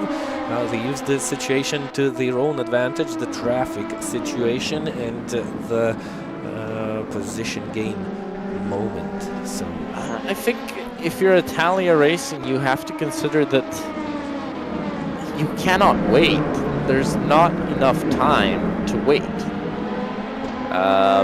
Because the race is so close, and everybody being so close in terms of gaps, if you wait, you lose. You snooze, you lose, right? And I think that's part of the game plan. Yep, and they are in a situation where they are certainly not happy about. They gained on a car which is 2 laps down, but a car that is similar on pace and still participating in this race, hoping for better positions. They are not slowing down, and they have all the chances to do so. But Italia Racing Team is losing time, and the driver might become a little bit more frustrated, and they are being chased down by Manolo Racing Team. The gap is now down to 2.1 seconds. It was roughly 4.5 seconds a couple of laps ago. So yep, they cannot snooze, as you say, because they risk to lose the position to the car behind. They just lost 1 second on the previous lap. Oh, Dream to Drive having some moments with the traffic. There was a bump with the Mercedes, and it's not the easiest part on the racetrack to try. But they have to take risks, right? They cannot wait. They lost a lot of time in the beginning. They're trying to get it back. They've done the long stop, so it's all push from now because they've got nothing to lose. All right, stats. Do you want to guess who not who, but how many laps were completed by, so the most laps completed by a single driver. Let's start with the GT3s in pre-qualifying. Most laps completed in pre-qualifying. That's not counting practice times or anything. This is just in the pre-qualifying sessions through Worldsimseries.com that anybody could have joined for free and try their hands at pre-qualifying. Everybody, by the way, goes into the race in different splits, though. It doesn't mean that everybody goes into one single race. We've got 2 divisions running today, and the pre-qualifying just determines in which division you sit. So GT3, how many laps do you think were completed? Most laps by a single driver completed in GT3 in pre-qualifying.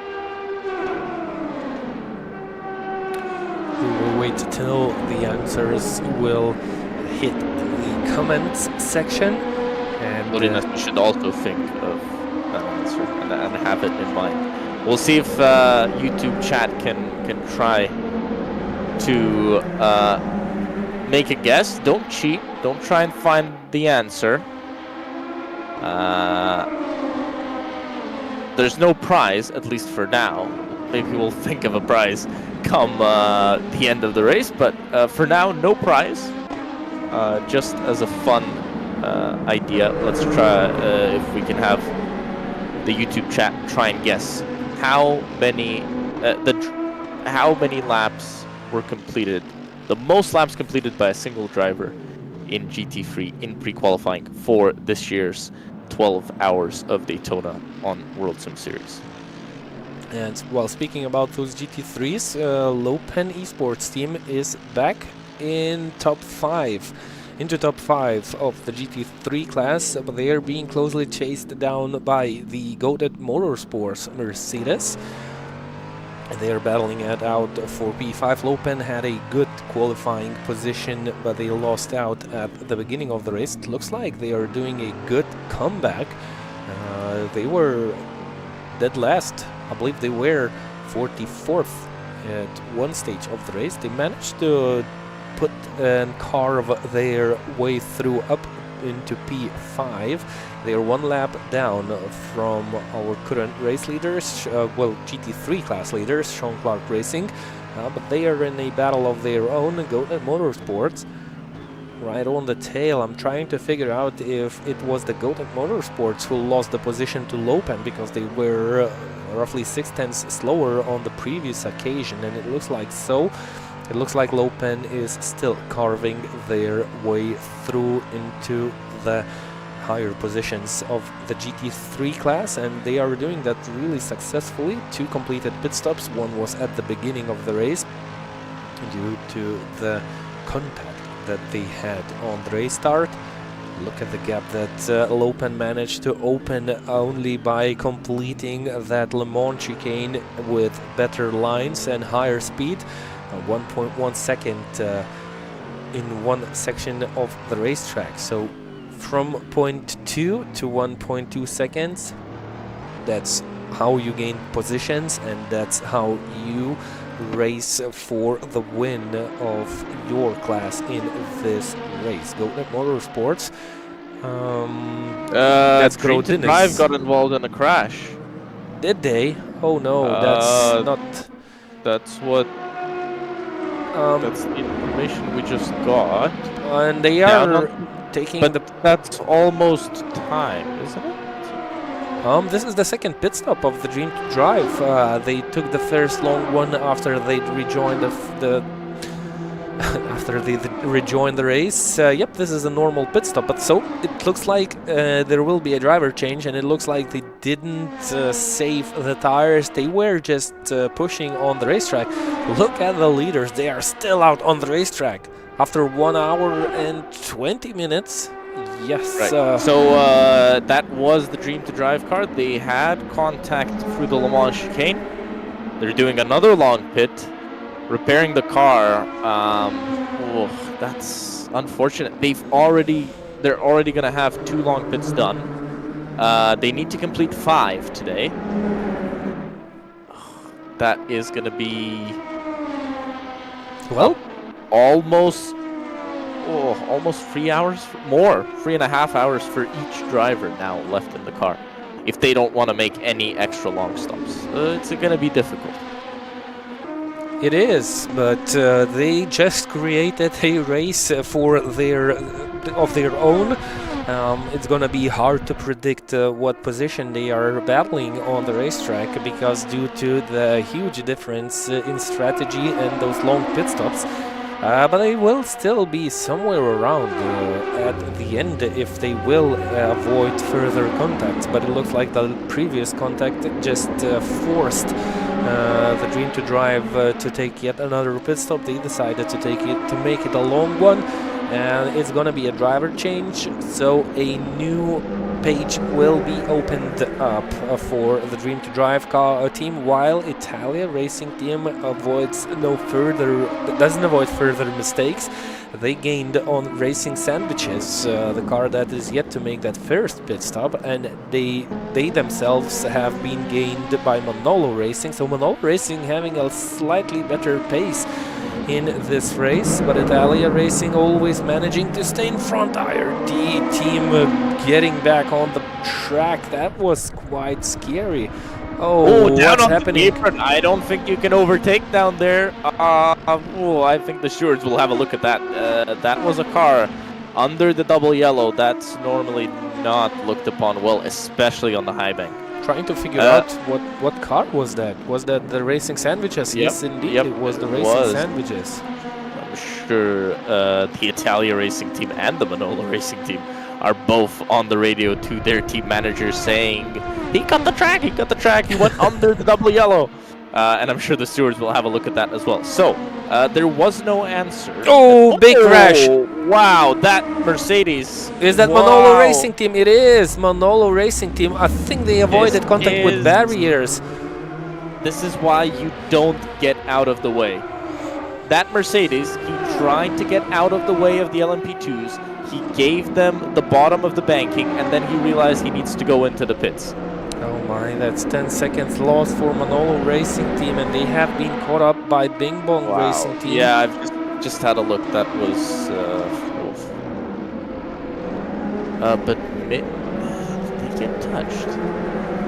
I think they had a small contact with that Merc, but they avoided contacts with the barrier, so the car should be in one piece. So 10 seconds lost in a moment like this, which was really frightful, but well, I think they came out of the situation still in a good way. Not losing too much. This is a long race, 10.5 hours to go, so you have to stay concentrated. They were close with Italia Racing Team to gain that 6th and 5th spot. Italia Racing battling with Racing Sandwiches. As you've mentioned, Racing Sandwiches were caught red-handed on the live on the live broadcast, taking those places where one shouldn't be taking them. So maybe they will receive a penalty. Manolo Racing Team in a battle with traffic. Bing Bong right on the tail. They have to collect themselves. Good news for Manolo that Bing Bong is still at the very back. Car number 2. Car number 2. Sean Clark Racing drive through from race direction. What happened there? So our P2 and pole sitters have just received a drive through. Okay, I've been looking through the replay that we have on the broadcast. I don't want to put blame on anyone yet, and this is just my opinion from the very limited angle that we have. But it does look like in that incident, it wasn't the Mercedes coming down because they wanted to come down. It looks like the Italia Racing Team car actually ran into the back of them and sent them down, because I was looking at the replay and that was the car going down to the bottom of the banking was so quick and forceful. It didn't look like somebody had turned the wheel. And looking at the incident sheet, it does look like Italia Racing Team hit that car, hit the GT3, and the GT3 then went down to the bottom of the banking. So not confirmed yet, but it looks like this is what happened. Right. Because we've got pit stops going on, Ines, your final guess on the most laps completed in GT3. Oh, I didn't have a look.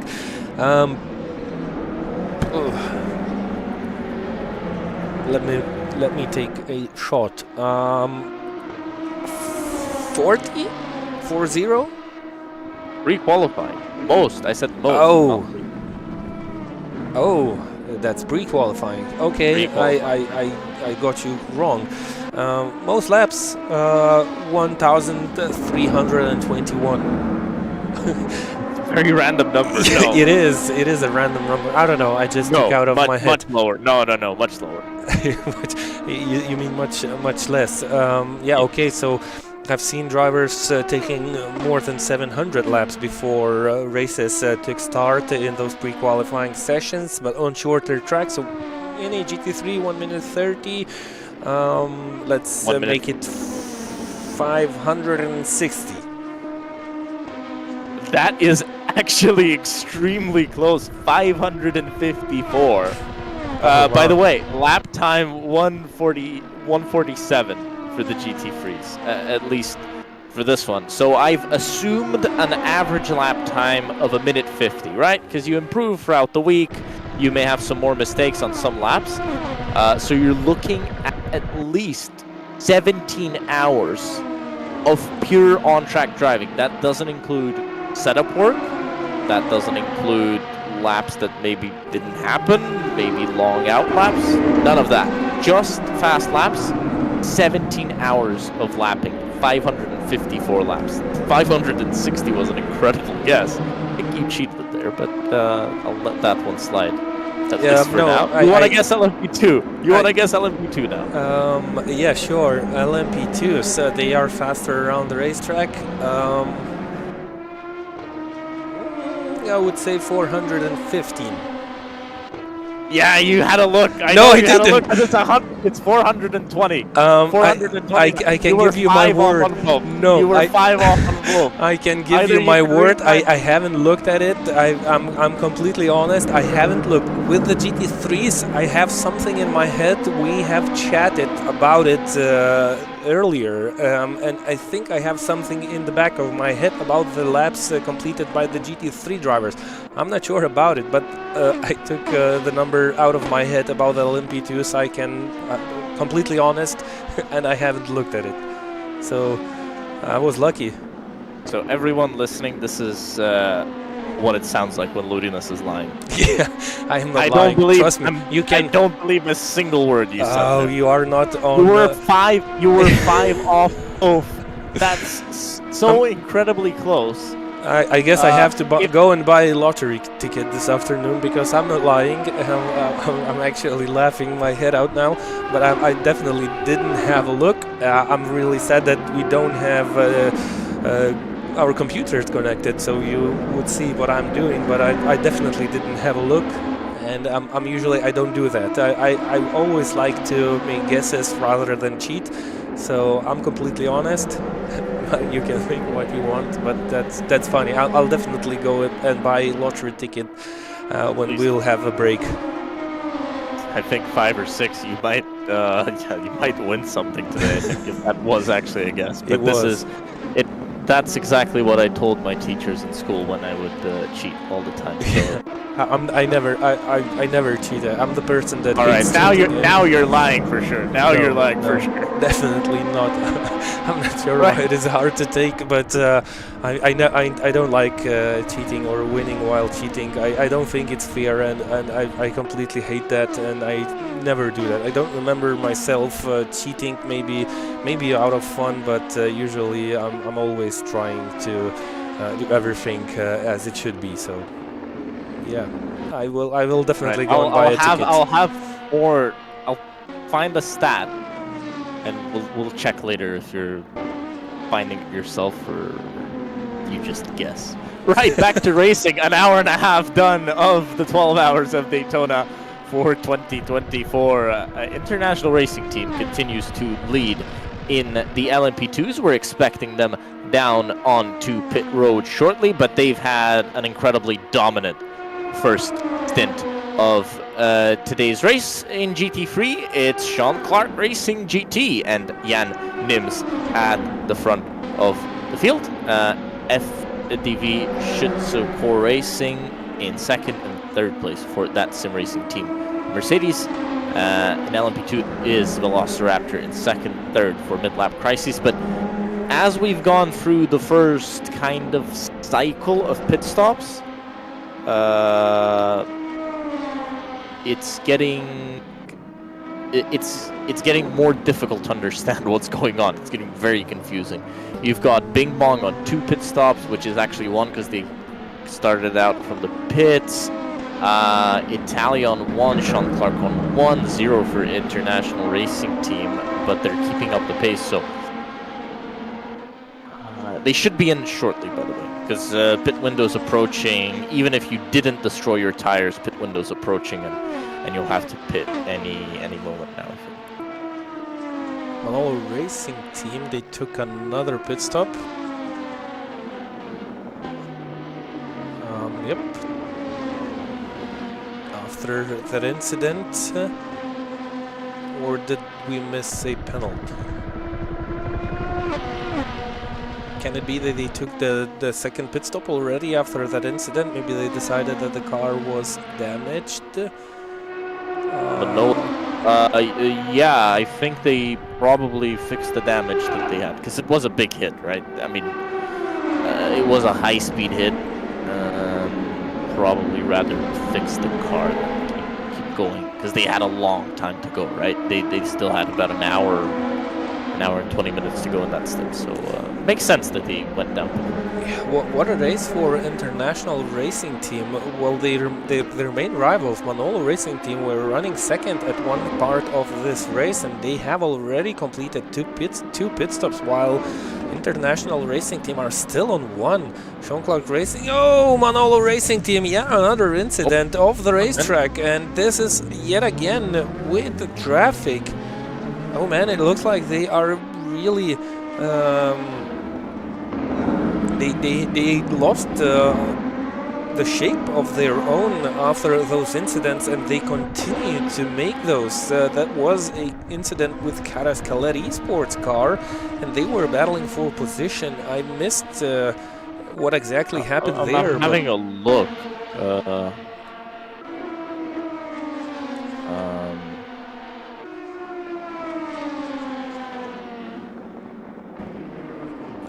There's another GT3 of the race. That's this. Oh, Manolo Racing Team Manolo, again. Facing definitely not the right direction out of the Le Mans chicane. So I'm just looking at the replay. So we have on driver's right, you've got the Audi. That is the. It's gonna be like a radio show. I'm gonna try and describe whatever happened there. But so driver's right, they've got the Audi of. Funny that I forgot the team name of the only Audi in the GT3 class. But let me go ahead and. What is happening with Manolo Racing Team? Do they have problems? Do they have problems, or they are just overexcited about, or over frustrated with what happened in the recent laps with their performance? Did they change the driver, or I'm trying to figure out what's happening with the car that was looking so strong in this race? That's Kava behind the wheel. I believe they have changed the drivers. Nicholas was the driver who was behind the wheel of this car in the first stint. Right, so Manolo overtakes gas speed on the left-hand side coming into the West Horseshoe. And then Karas Khaled, it looks like they outbraked themselves because they were massively behind both the gas speed car and the Manolo car. Massively outbraked themselves and just hit the back of the Manolo car. Yeah, strange incident, definitely. It looked like a brake failure almost. What's happening with the Manolo so car? That was the hit. I'll have a look at the spin as well. The spin looks like they may have either locked their rear or just kind of lost the rear on the brakes.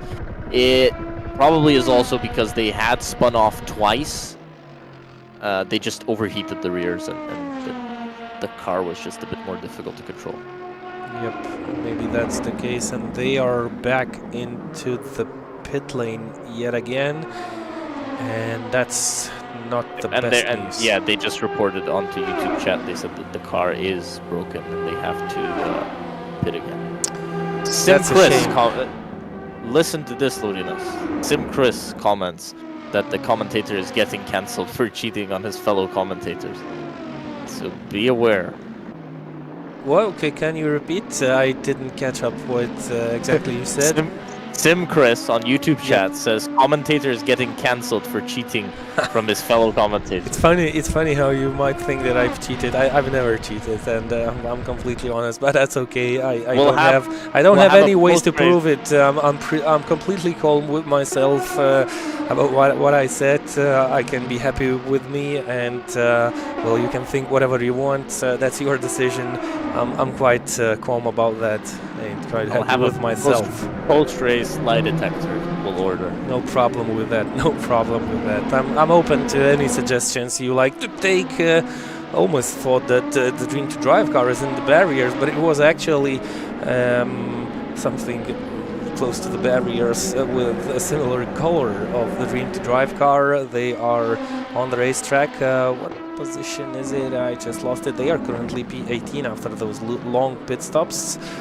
They swapped drivers. Who's behind the wheel? That's Laurinas Razas, our fastest driver of the pre-qualifying session. So ladies and gentlemen, buckle up and let's wait and see how fast this Lithuanian driver with the most beautiful name can be on the racetrack with traffic while being 18th, but still in the race. They look to be quite low down the grid with positions, but they are actually still somewhere around the front maybe. Well, they lost 2 laps in the opening laps, but this is a long race. They have the pace. They can be fast and maybe they can show something. They are 5 laps behind the leaders at this moment. It looks like a game over race for the Dream to Drive, but I think they still have something under the sleeve. 1 minute 34.8. Well, that's not a fast lap. Second in a row for Laurinas Razas, but he's in traffic. Maybe they decided to think about the tires and not give too much of push. Maybe now to kind of put the next pit stop into the further distance, and we have still 3 cars in the lead that are yet to make a pit stop. Racing Sandwiches have also not made 1 pit stop, and we almost hit the 1 hour. Well, actually not almost. We have already hit the 1.5 hour race mark already. An international racing team have 45-second lead now. What about that? But they haven't pitted. They haven't. Yep, but Sean Clark obviously served the penalty. Yep. So Sean Clark theoretically hasn't pitted either. Yep, yes indeed. An hour, okay, we've actually completed an hour 35 because we had that long formation lap as well. They used some fuel on that lap, but not a lot, right? So we're close, very close to the first pit stop. And I think they're going to go for a long pit. At least that would make sense. That would. It's a long time in the car, right? If you've also done qualifying before, I would probably ask for a driver change. Yep, that's logical, and I'm pretty sure that's what we'll see straight away after the cars will stop in the pit lane for at least 4 cars. In this race, in the LMP2 class, International Racing Team Velociraptors and Mid-lap prizes, including Sean Clark Racing. By the way, Velociraptors and Mid-lap prizes battling for P2 on the racetrack. They are separated only by 1 second. 132.7 versus 133.1 was the previous lap time, so nice little battle happening for podium places between those LMP2s. It looks like Mid-lap Crisis was constantly gaining on their rivals. Number 14, Italia Racing Team drive-through penalty from race direction. Oh my God, Italia Racing Team. They are yeah, so that kind of confirms what you described. I thought. Yeah, of them hitting the Mercedes and it being sent into the middle. Sent. Ooh, that's probably why the penalty is there. Yep, and Manolo car is already P16. Taking out 32. That's GT3, 32, 32. No, that's taking out the Dream to Drive Junior car. Okay, so maybe that was another incident. Remember, we have a big buffer before between the incidents and the decisions, because we have quite a lot of incidents happening on the racetrack, and the race control this is the incident about an hour ago, an hour and 15. So that's roughly the buffer that we have at this moment between the decisions and the incidents themselves. Drive-through taken, so Italia Racing Team have just made that penalty completed, and they are 7th. 9 seconds ahead of our STP Esports. So still in a good position in this race so far. You can say the same about the Manolo Racing car, which is down in P15. And looking at the lap times of Lorino Strazas, it looks like he's going slower, and much slower than at least the leaders that are yet on the same set of tires. Maybe the cars are light. That's why they can go so fast. One of the LMP2s was going into the pit lane. That's Velociraptors. Yep. This should be first stop. It is the first stop, and we should see a driver swap. Will we see one? No. That they are yet to stop. And no, but they would get out quicker if it was a long stop. I believe. Correct me if I'm wrong, Ken. But if you're doing a driver change on the Worldsimseries on the original Assetto Corsa, you get out of the car before reaching your pit box. Yeah, I believe so. I've never made. I've never competed in races like these. But that's what I understood from reading the rules. I think they are not changing drivers. Exactly, and there are more LMP2s in the pit lane. That's Racing Sandwiches and the Bing Bong team, and none of them are making or taking those long pit stops, even though they took quite a lot of time on the racetrack. And our race leaders are also in the pit lane, International Racing Team. So roughly in 1 hour and 40 minutes, the first pit stops, the most completed lap pit stops are taking place.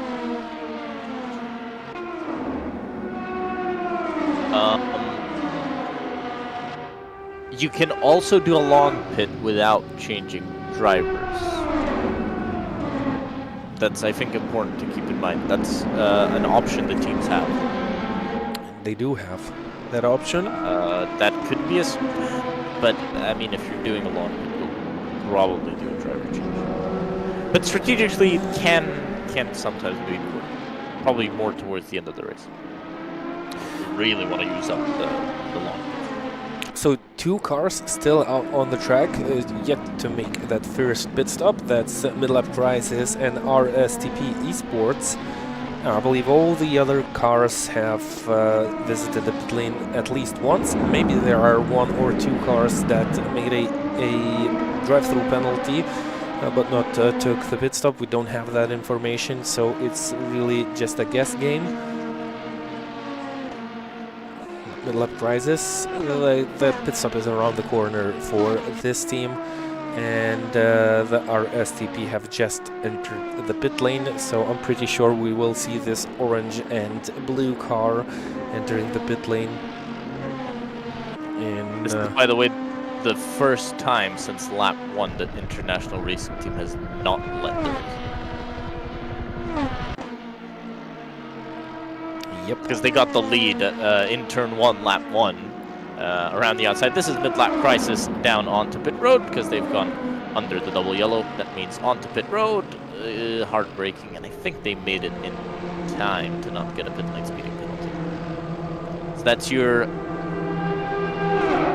first final pit stop. The final first pit stop.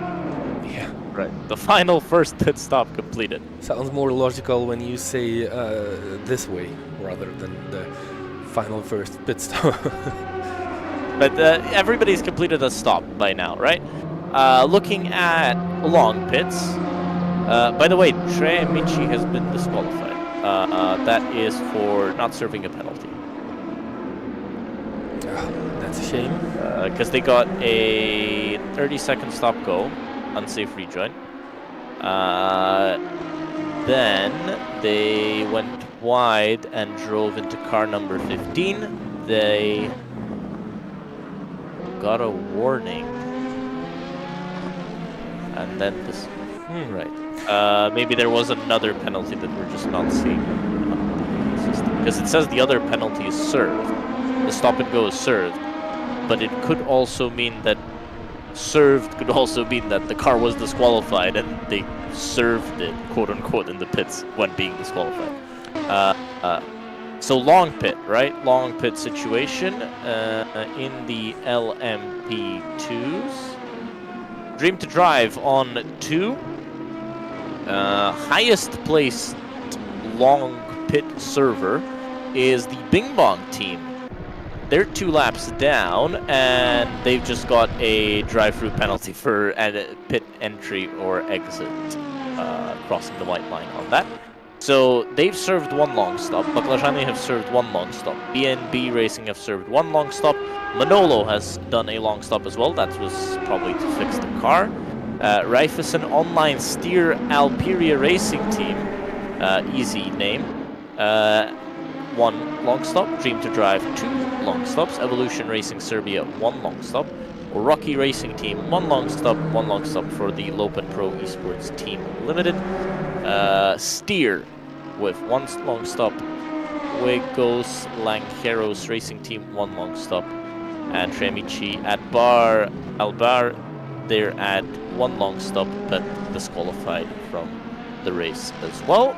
Looking at the GT Freeze, 3 laps down from the lead, and long stop completed. No, actually, yep, also long stop completed. Dream to Drive Junior Team, 1 long stop completed. 3 laps down. 1 long stop for JSRA, 1 long stop for Taiga Motorsport Racing Team. Afterlife DL Racing also completed a long stop. Gas Speed, long stop completed. IRT number 1 International Racing Team, 1 long stop completed. That's the GT3 entry. 1 long stop for Lopen Esports Junior, and 3 long stops for Pedrezzini Racing. 3 long stops. That's a lot. It is.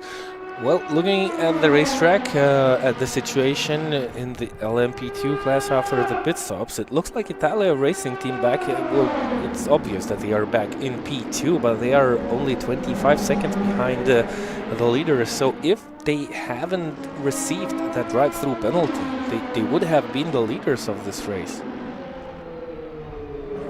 Yep. Because they pitted earlier, right? Yep. So they got a fresh new set of Michelins on the car and could continue to push. Yep. That's not something that International Racing Team had, but as the race goes on, they'll save a pit stop as well. So they're running quick, very quick, and they also save pit stops.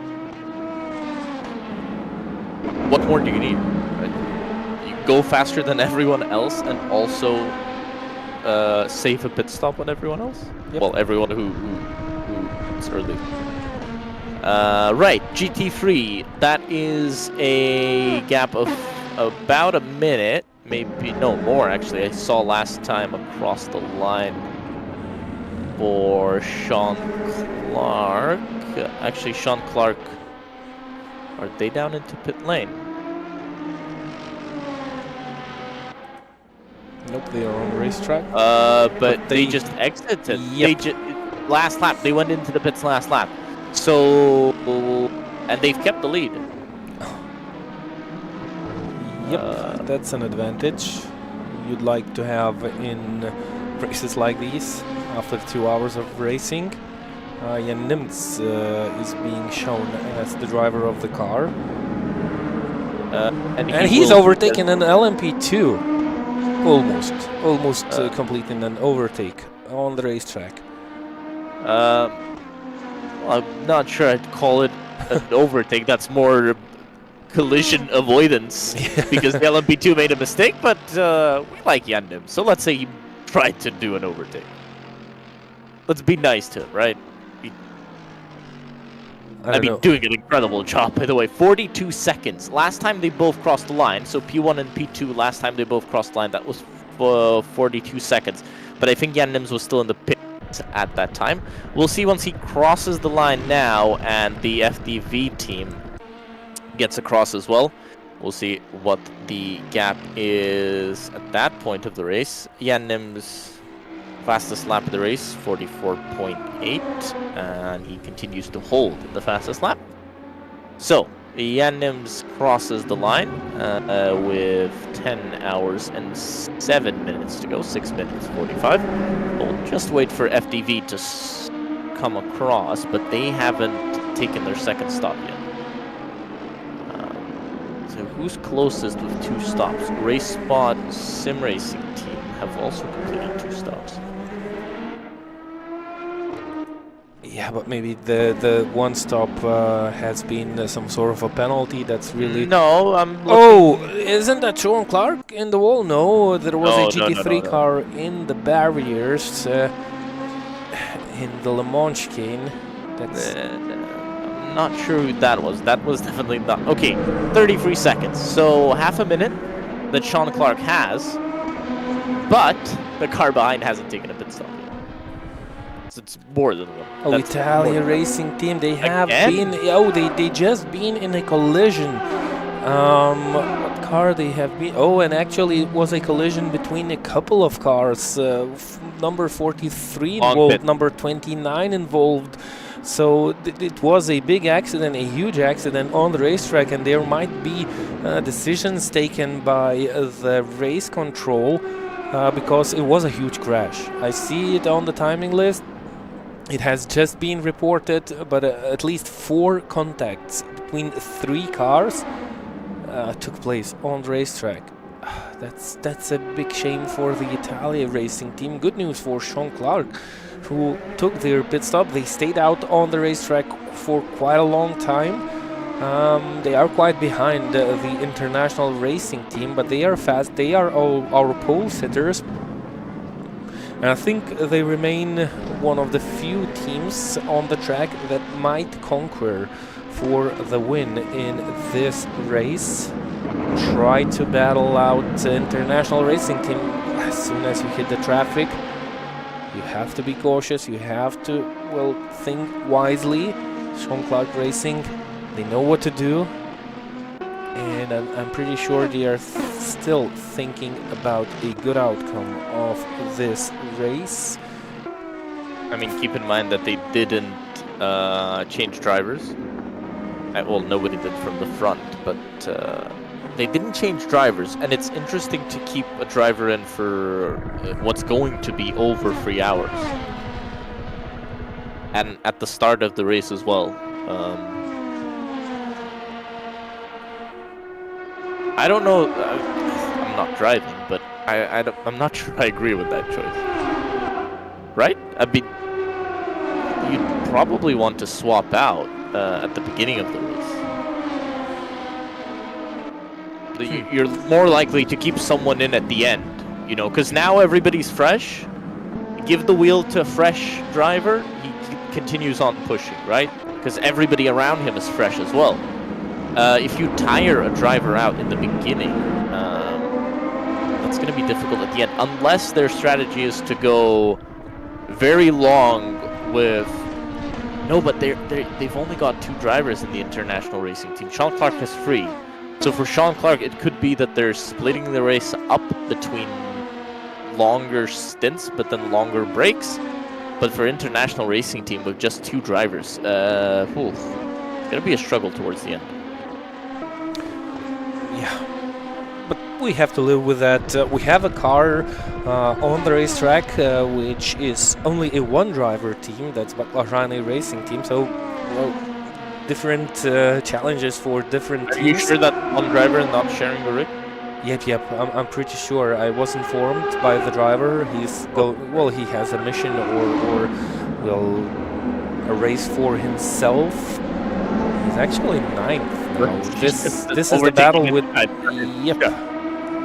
He's battling with the Bing Bong car. So this is Dainius Butvila behind the wheel of car number 3, and he has no one to share the car with. And this is a challenge that he taken for himself. His main goal is to finish this race, of course. He's not looking at any position. Well, he didn't think about it. He just wants to finish it. So this is a good example of how you can compete in races like these by your own.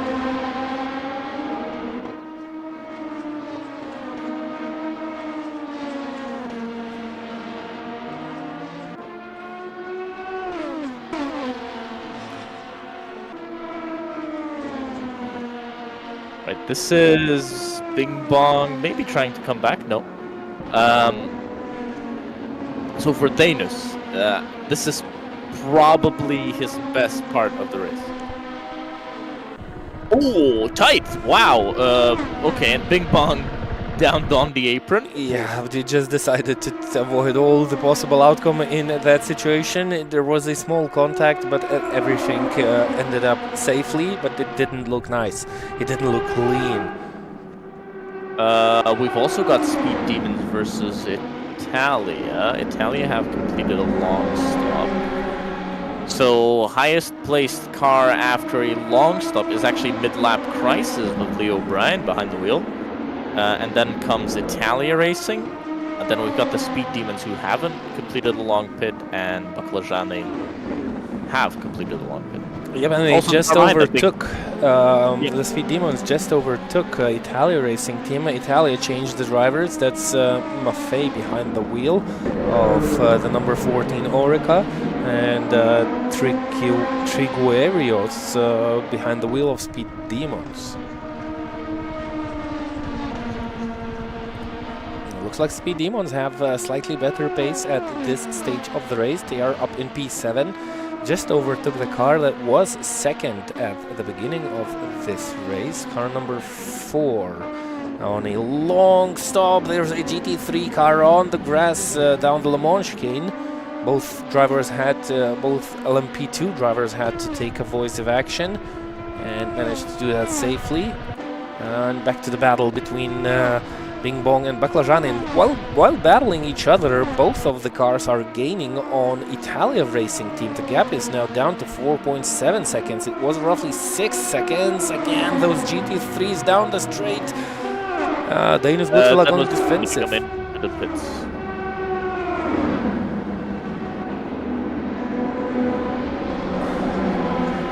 Close battle. Dainius Butvila not willing to give up. Team Kamikaze, first long pit stop. Yep, that's the Mercedes we saw coming down. Look, Dream to Drive, 4.1 laps down.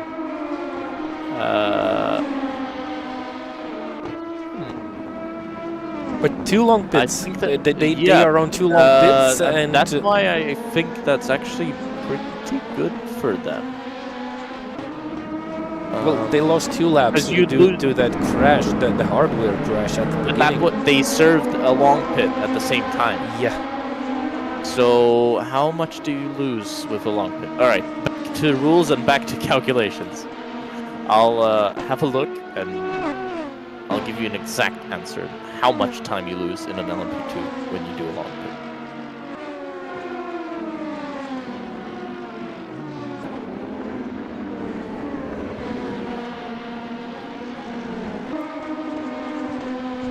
Three minutes.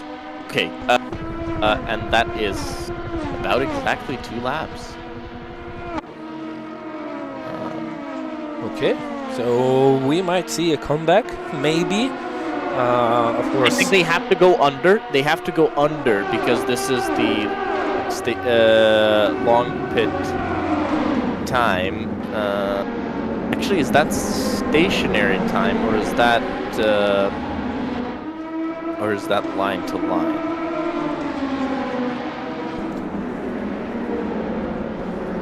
Long pits 2.4 laps in total, something by the calculations. Yeah, but back on the racetrack, Italian racing team, they just put in a driver who doesn't seem to have the base that their teammates had, and Baklajani together with Bing Bong, while battling each other, are gaining massively on the car of Italia Racing, and it's already less than 1 second difference between Baklajani and Italia. Baklajani and Bing Bong, did they have just been involved in some sort of an incident? Yeah, Bing Bong, they lost the position to RSTP Esports team. Baklajani 2.7 seconds behind Italia Racing team. There has been some sort of a pile-up in the 6th corner, coming out to the back straight. So some breathing room. Oh, there's an LMP2 on the grass coming back to the track. So a little bit of breathing room for Italia Racing team, also breathing room for Baklajani, but nice to see 5 cars being quite close to each other after more than after 2 hours of racing. So more action in front. That's RSTP making that quick move to the left. It didn't seem quite okay, and they are battling with Bing Bong. Bing Bong just lost that position. While I've missed what happened on the racetrack, there was some sort of a pile-up. Car number 28 stopping out 30 seconds penalty. That's Lopen Esport Exiles. This is a car that is running in the GT3s.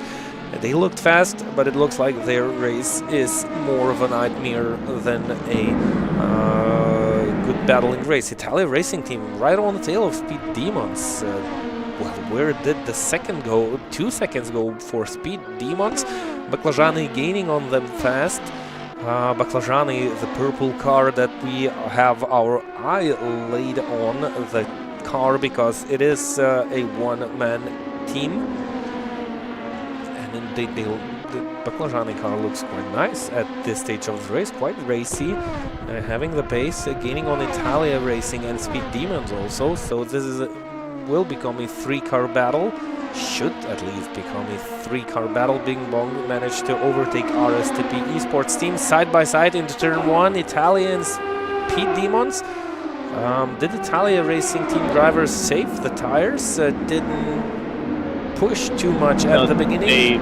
They had a long stop quite recently, right? Yeah, but they were on the racetrack and they were slow. I mean, Speed Demons managed to overtake Italia Racing on the track. Baklajani was gaining on that car quite fast, but now Italia Racing team managed to overtake the Speed Demons car back. And they had the driver change, so a new driver jumps in the car. They need a bit of time to get used to.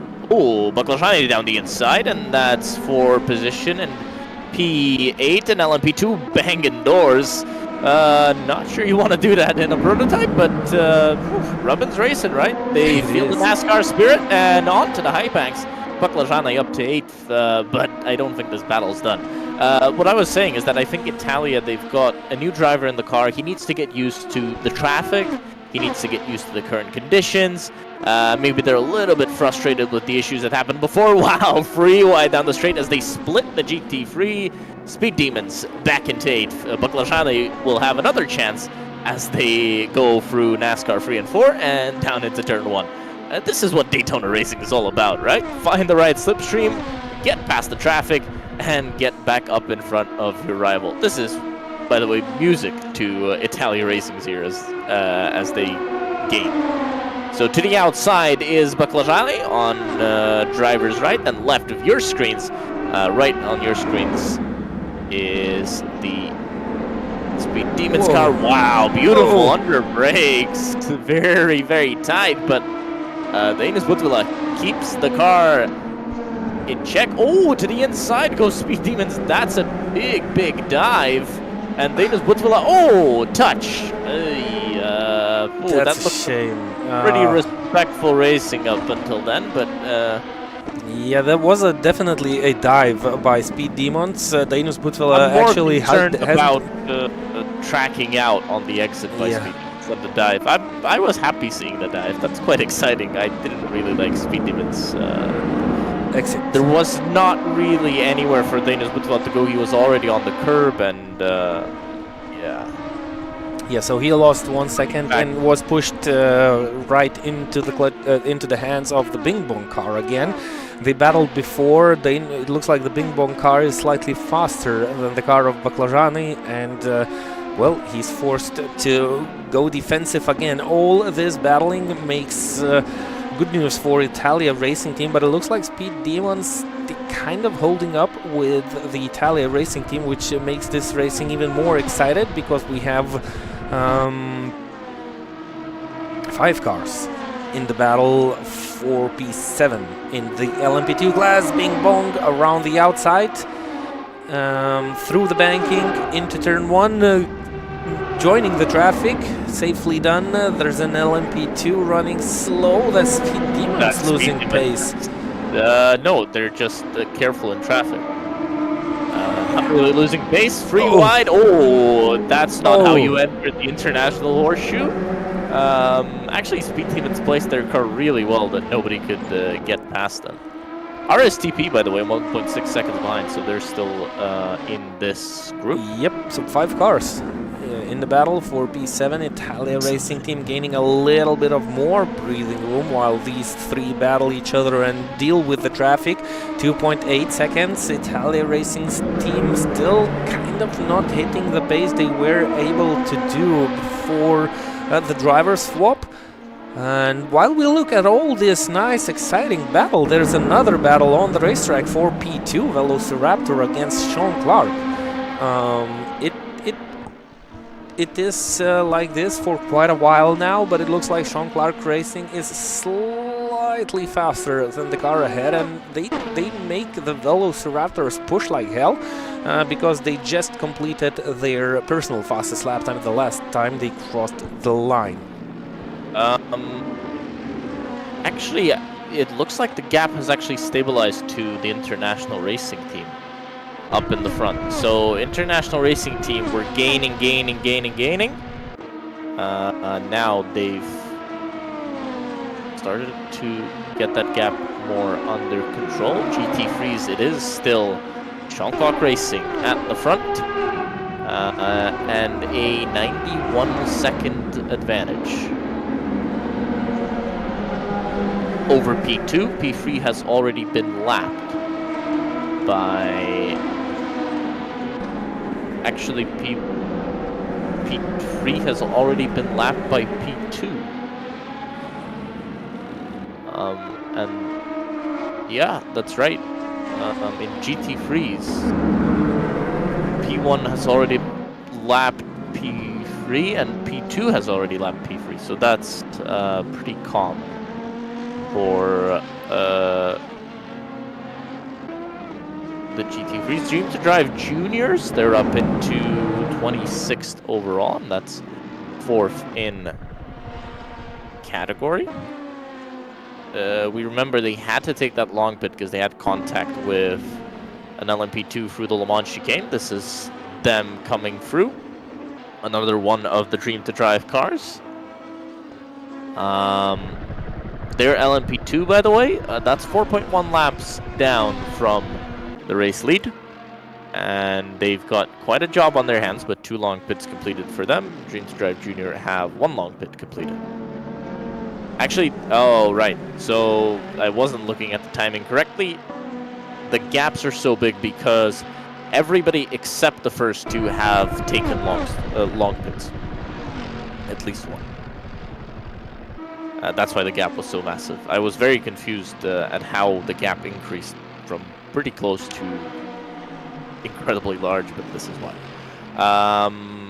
Right, we are looking at Goated Motorsport in P29 overall. That's 7th in class, 6th in class, because yeah, the timing screen just updated. Nope, back to 7th. Okay. Yep, they are 7th. Right, because the timing screen keeps updating. They just put them up into 6th, now back down to 7th. Okay, they are 7th. That's Mantas Sondanis behind the wheel, and he is trying to bridge the gap to off-track racing team, both in the Mercedes. By the way, highest non-Mercedes entry is the Dream to Drive junior team sitting in 4th place. They've got that sim racing team in front of them who have just completed a pit stop. So we'll see how that battle pans out, and if Kniva can make any inroads onto a potential podium. He is catching up at the moment, but we'll see how that develops once that sim racing team Mercedes gets the tires up to temp. Goated Motorsport continuing to catch up. 1.2 seconds.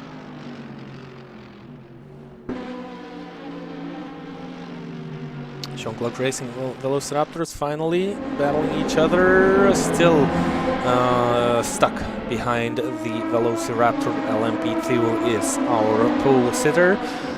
While we were going through the stats, there's an LMP3 which actually managed to overtake Jean-Claude Racing. LMP2. LMP2. I don't know why I keep calling them LMP3s while they are being LMP2s. Somehow got stuck in my head. But while we were looking at Jean-Claude Racing and then going through the stats and looking at the GT3s, there has been a change in that battle for P7. Italia Racing Team remains 7th, but Bing Bong with a huge gap behind. There was an accident, there was some sort of a crash.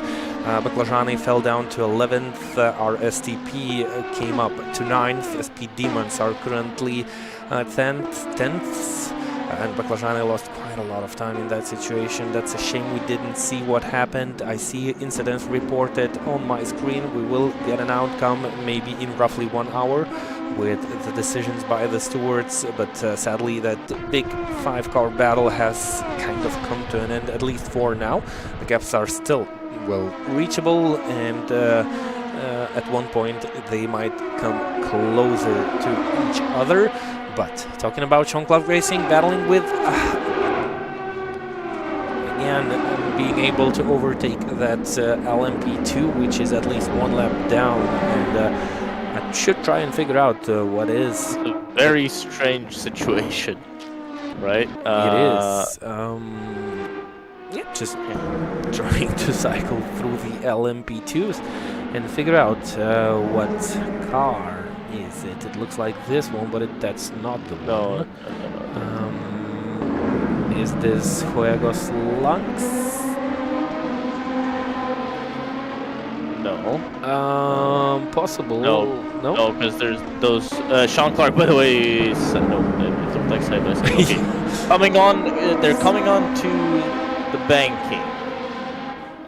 Could this be RSTP? Maybe. No. Speed Demons. That's Speed Demons. I think that's Speed Demons. Speed Demons in 10th. Yep.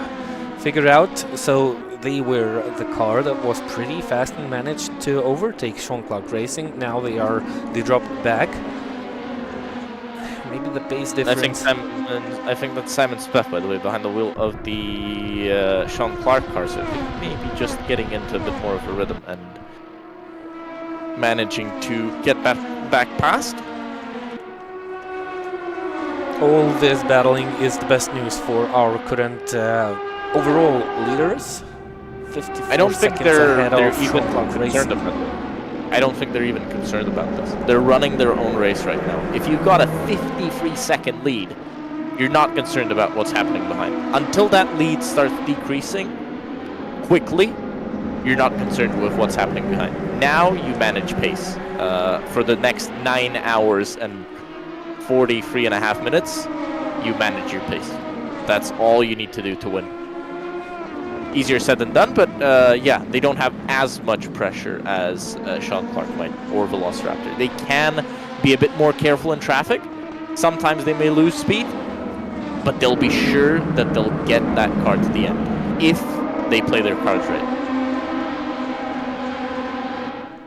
Yep, I'm pretty sure they are concerned only with that one task.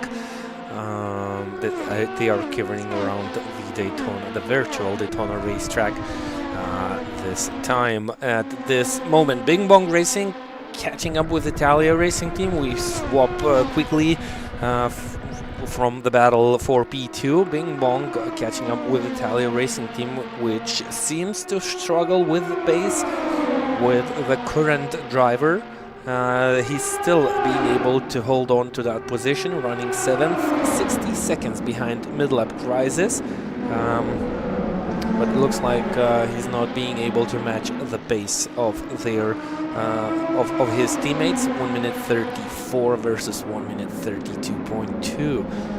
This is quite a difference between these two cars, and I'm willing to figure out how big of a battle will the Italia Racing Team driver be willing to put on the Bing Bong. By the way, Speed Demons are in the pit lane for a long pit stop on the grass. Ooh, off the road, Oh, Italia. They tried to stay on track because they knew they'd lose the position. They just made it even worse for themselves because they tried to go through the grass and keep on track, but yeah, that's not good.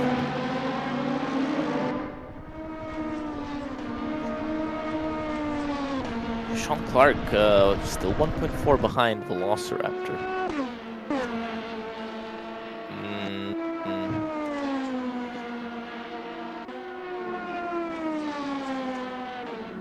They're not gaining as much as maybe they were expected to. I guess that's part of the strategy, right? But they'll have to pick up the pace at some point.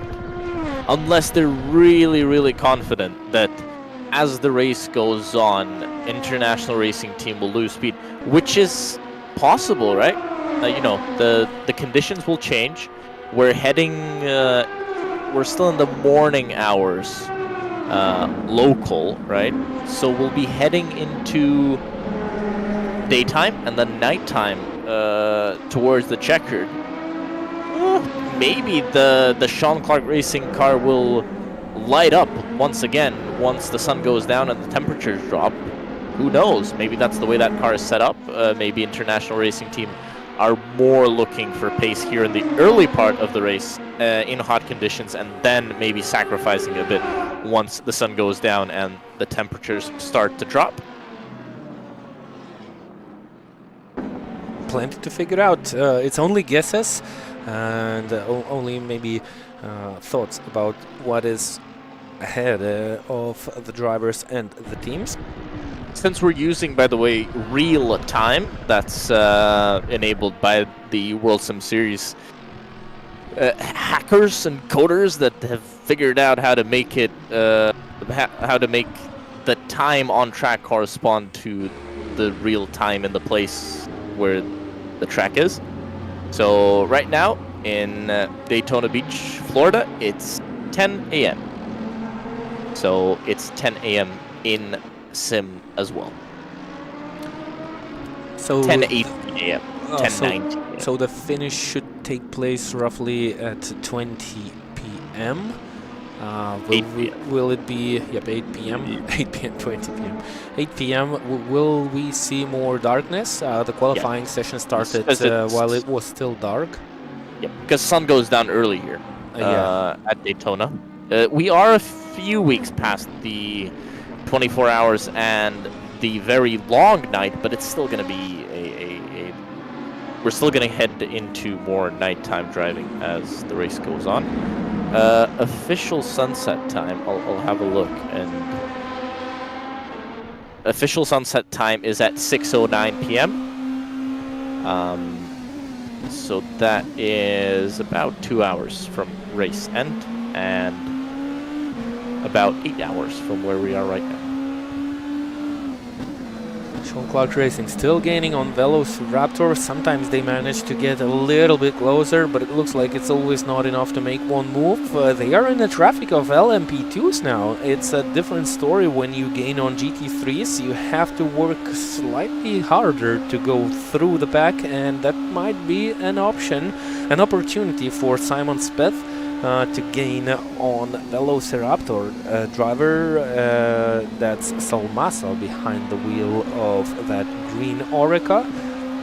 And look at the traffic with the LMP3s, a train of fast cars. Oh, that's close to the GT3 by Velociraptor. He's already defensive and he clear. Is he going to the pit lane? Nope. No, he's not below the double yellow, so no, not into the pits.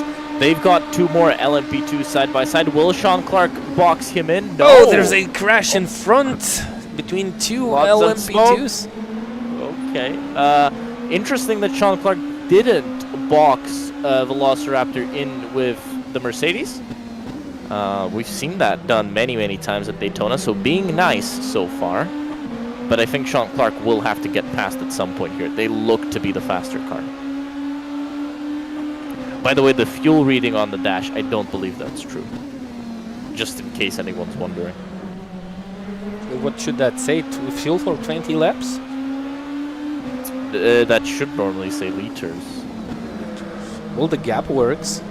The gap is showing. Yeah, oh my god.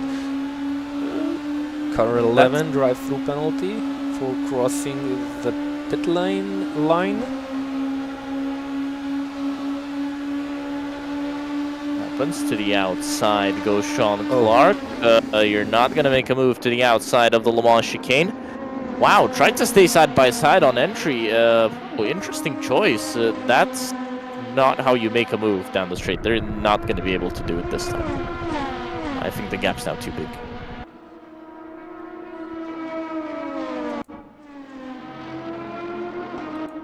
This is speaking of... Nope, yeah, that's RSTP who are running behind Sean Clark and Velociraptors. 1 minute 35.6 the previous lap time. Running a little bit too hot on the brakes into turn 1.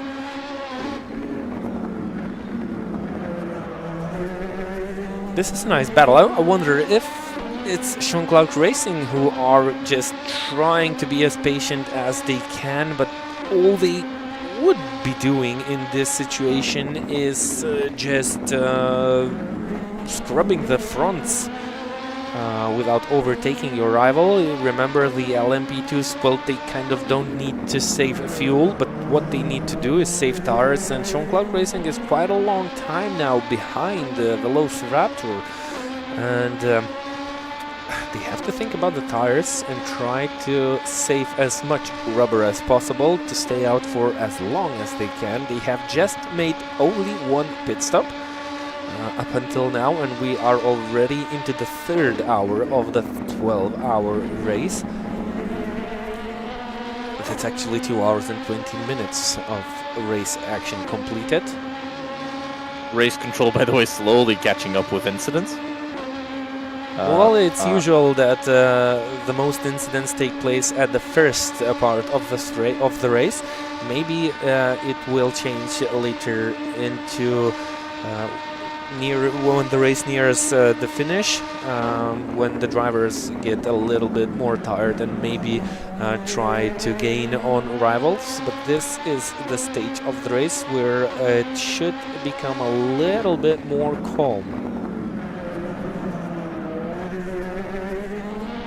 Should doesn't mean would or will. It never does. It absolutely never does. Yeah. Oh, but what a nice battle between Sean Clark and Velociraptor, and this is a real battle on the racetrack for position number 2. Both of the cars on similar strategy, except that Sean Clark Racing received the drive-through penalty. This is the only reason they end up behind Velociraptor, but they're not able to overtake. They're not able to overtake. Yep, That's so the point. Pace is really similar. And I've seen Velociraptor being even faster than Sean Clark Racing. They managed to hit those 1 minute and 31 lap times. By the way, It's also Sean Clark backing out and then catching up again, because then you've got the momentum when you come up to a car. If you're always in that half a second range, it's really difficult to get closer unless you've got some nice traffic in front. Velociraptor, by the way, they have one warning for an avoidable contact, kind of a dive bomb incident. But this is only a warning, which was handed out 1 hour ago. So they have to be careful. Happens sometimes. They've still got, I think, warning number 3 is when you get the driver, so they've still got 1 more strike, let's say. I mean, it's normal. It's a 12-hour race. You're gonna touch at least 1 car throughout it. Without a doubt. That's really normal on a track like this with 45 cars on the road. That's tight. Into turn 5. I think Sean Clark is being quite careful. We've seen them be very careful in traffic. After that, oh, wow! Velociraptor got their nose cut off by that Mercedes, who didn't really want them to overtake as they came onto the high bank. This is going to be a chance for Sean Clark Racing to make a move. If they try the outside again, I guess they'll back out of it this time and be smart about it. Yeah, they do. At least this time they do, but they still lose time. They've still lost 0.3 of a second. They don't have a better exit, so they're trying to fight the Velociraptor team into the braking zone of Le Mans chicane, but that's not a place you're going to go through side by side. I like the onboard really camera, and you can see the live action right from the laps of Simon Speth into turn 1. Right, I was right about the fuel, because it stayed at 20. So whatever 20 means, it's, yeah, not live fuel of the cars. Dream to Drive Junior just completed the 2nd long pit stop in the GT3 class. They might have been in an incident. So they were in an incident half an hour into the race. They made their first long pit then. No, they didn't do a long pit. They did a long pit later. But they're pitting every hour, but at the half-hour mark. So they're half hour out, mismatched with the GT3 leaders, but early to make the 2nd long stop, I would say. Still time to go. Still different strategies to figure out. This is BNB Racing overtaking Manolo Racing into the Le Mans chicane. Or is it the other way around? Yep, BNB Racing overtaking Manolo Racing. Yeah. Okay. So struggles for car number 10, which have been in the top 3 positions at the very beginning of this race. They have damage last lap 35.5 and BNB did a 33.0. Actually, lap time's not dropping with the temperatures going up. Lap time's not dropping. The leader's still at a 32.1. What is Dream to Drive up to? 32.5. And actually, Manolo is the next car in Dream to Drive's sights. Yep, but that's a difference of almost 1 lap. Battle between Spectron and Muyayikos in GT3. That's 31st and 30th overall. That is super close. Just 0.2 of a second between these two. 5.3 for Lopen behind. This is Spectron looking back from their wing. Let me confirm their position in class. Spectron. That's for 8th in class. 8 in GT3. Half a second between these two cars. It was Spectron a second quicker, so actually Spectron got past Muyayikos. They'll have Lopen coming up to them. Whether it will be actually, yeah, Lopen 46.4. 3 seconds a lap. Wow. Yep, Okay. Lopen were fast and they qualified quite high in the GT3 Indeed. class, but they had problems. Sean Clark Racing on Velociraptor finally managed to find their way through, at least for now. And they gained on Italia Racing Team. That's Italia Racing Team right in front of Sean Clark Racing. So that's really lucky for them. They've got the draft down the front stretch, and they got lucky because Italia is going to slot in between them. Yep, and they're not going to give up that easily. And now with that GT3, now Sean Clark Racing is away. Wow, free wide. Italian Racing nudged by the GT3. They managed to hold it together. Not surprised. Yeah. Not surprised. Yeah, if you try and go outside of the international horseshoe and you have another car on the inside, if you're on the outside, you're going to get tagged. Because the car in the middle, they can't do anything. Especially it's a GT3. They can do nothing because they're locked in. If they turn more, they hit the car on the inside. And they don't want to do that, so they'll probably hit the car on the outside because they're focusing on the inside of the turn. So, yeah, being on the outside of a free car sandwich entering the international horseshoe, they got lucky. I have to say, Italia Racing Team got lucky to not go off the road and only have a small touch and a small slide. But that gives Sean Clark Racing a 1.2 second advantage at... There was a GT3 wow. off the track. Italia Racing Team also traveling off the racetrack. That green Lamborghini, I believe it belongs to one of our motorhome racing teams. Yep, motorhome team racing esports. Was that this one off the racetrack? They qualified quite high. Maybe there are a couple of green Lamborghinis, but I think... Motorhome... Yeah, that was motorhome. And the 36 goated car. Those were the two involved in that incident. I wonder though if it's... yeah, it probably is that what started the incident. Because there's a car contact between goated and motorhome. And Sean Clark Racing lost a little bit of time in that. I think they were just being careful to not have a car rejoin in front of them through the chicane. Yep, indeed. But the Velociraptor is now losing time. So it always felt like Sean Clark Racing was stuck. That's what it always looked like to me. They were trying to find ways through. Well, they found it difficult. Once they're finally through, let's see if they can start reducing the gap to the number 8 car at the front of the field. The International Racing Team still leads the 12 Hours of Daytona here on the World Sim Series. And if you want to join this one next year, but any event on the World Sim Series, go to worldsimseries.com, sign up for free, and you can race any of these events. I thought that was a battle though. That's just Sean Clark Racing overtaking Malolo Racing and putting them another lap down.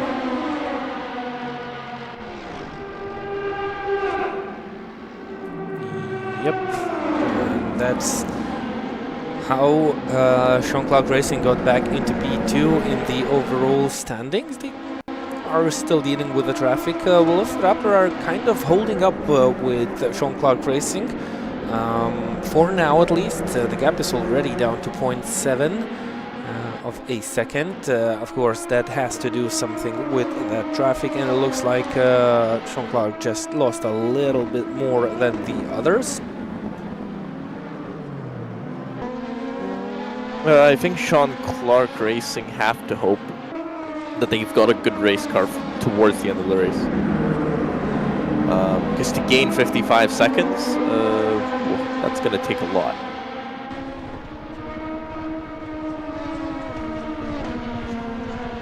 Racing Sandwiches, they've just lost, they've just been lapped by the race leader. They're actually, no, not yet. Oh, the race leader's coming up to them. Actually, we haven't seen the race leader for a while. Yep. We have not seen them for a while. Let's have an onboard look with your race leader as they come on to the banking. Wow, using up all of the space around the track.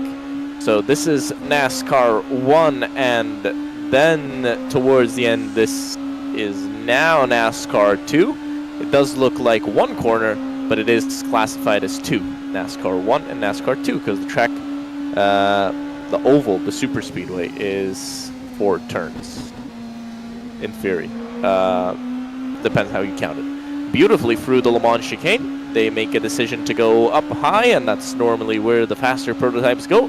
This is NASCAR 3, and then through NASCAR 4. This is easily flat out in any of these race cars. It's flat out in a Cup Series car at much higher speeds. As they go down into turn 1, this is a very difficult braking zone. You're always turning. It's quite bumpy. And there's that transition from the high bank onto the flat level infield. That's an easy part to lock the brakes, especially in a car like this, the LMP2. A lot of locking brakes into the International Horseshoe, but if you've got your brake balance right, and you can make moves like that, you'll probably not have too many issues. The dog leg, that's flat out. It's a bit more tight in GT3, but then onto the brakes into the Western Horseshoe. Again, focusing on the exit, get the car turned in with the brakes, and on power, using everything there is on the exit. Now, very important, really slow down, because you're working again towards that exit early on the power, and back onto the high bank you go. And now you can get a bit more rest. This track, you can do quite long stints because you have a lot of rest. Maybe not as physical as somewhere like Spa would be. But Sean Clark Racing putting in the laps. It's almost like they're checking off items on a checklist. Looks very, very precise. It looks like they're not taking too much risk, but they're also going quick. Sean Clark Racing has now started to drop that gap. So they've been released into the wild, but I think International Racing Team might also be maybe saving some fuel, maybe saving a bit of tire.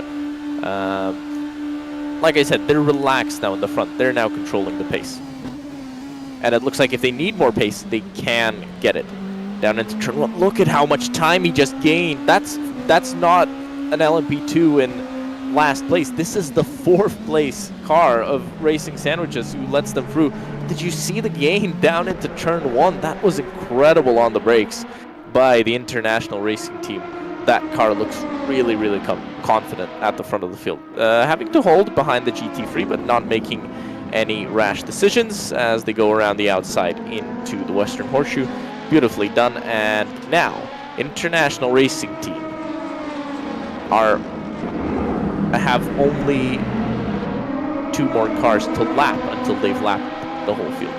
The question is, will they lap those? They're roughly 40 seconds behind Velociraptor and Sean Clark. But the other Sean Clark car in GT3, which we haven't seen a lot of as well, that's your GT3 race leader. This one, not the LMP2, the Mercedes Sean Clark Racing GT car. This is your race leader. And is that the 2nd place right in front of them? No, that's Goated. That's Goated, I believe. Right, so Sean Clark have gotten past. They've not lapped Goated. No, they've lapped them already. Oh, it is. Yep, it is Goated. Yep, but they've lapped them already. They've lapped FDV already. So FDV has been lapped. So Sean Clark Racing are now a lap ahead of everyone. That's a comfortable advantage. But to keep in mind, only they and FDV have not served the long stop. Everybody else has at least one. So the gaps will close down. But that's still Jan Nims behind the wheel of this Mercedes. So no like wonder. I said, just pace. leave him in. 1 minute 45.1. The 2nd placed car just completed a 1 minute 48.1. 1 minute 45.9 with traffic. You have to open up a Jan Nims driving school for other drivers to take notes and maybe become faster, but that's an unbelievable difference in the pace of the GT3 class drivers. 1 minute 46.5, the previous lap time of FDV is still 0.6 off the pace of Jan Nims. I told you, just if anyone from Sean Clark Racing is listening in, my suggestion is just leave this man in. Let's go for a record. Do you think it's possible for one driver to win a 12-hour event in AGT3 class? Yeah. It is. It's 12 hours. I don't think it's possible for 24. I think it's doable for 12. I can see it being done, but it has to be someone the speed of Jan Nims, right? The speed that Jan Nims has showed today, right from lap 1, he's been undoubtedly, unquestionably the quickest driver in GT3. If you can do that, I feel like you can run the whole race, because towards the end, you'll get tired. You can decrease the pace. And with the long pits, okay, it's not a lot of time, but you could probably run to the bathroom. You could probably eat a bar or something. So you can eat a bar while driving on the Daytona track. You have 2 long straights actually. So actually, funny thing, for NASCAR, right? They give the drivers unwrapped, like, not a candy bar, but like the granola bar. So they do give it to them. Obviously, they don't eat it while running on the high banks, but they do eat it under caution. So if they have it unwrapped, the pit crew gives it to them during the pit stop, and they can eat it under caution. Yeah, they have long races also. The NASCAR. Roughly how long is one NASCAR race around the Daytona racetrack? I think that's 500 miles, isn't it? The Daytona 500. Yeah, it's the 500 miles. It's 200 laps around the speedway. Around the super speedway, by the way. But it depends how many cautions you'll have, how many green-white checkers you might have as well. But it's roughly 2 to 3 hours, or even longer. I would say it's difficult to run the 500 in 2 hours. I think it should be. Normally, it's going to be 3+. Oh yeah, so that's quite long. Yeah, of course they run only the oval part of the racetrack, but you have always to be cautious and not make mistakes, because you're always running those high speeds and always in traffic and always packed action. So I can tell you that's really a challenge. The fastest Daytona 500 ever is 2 hours 2 minutes, but that's only 109 laps. Because the race was shortened. The longest race that did run 500 miles was... The shortest race that did run 500 miles was 2 hours and 48 minutes. Last year's race ran for 3 hours and 38 minutes, but that was 212 laps. Which was because of the green-white checkers at the end. 2022 was just 1 lap over, just 1 green-white checker that they had to run. 3 hours and 31 minutes for 502 laps.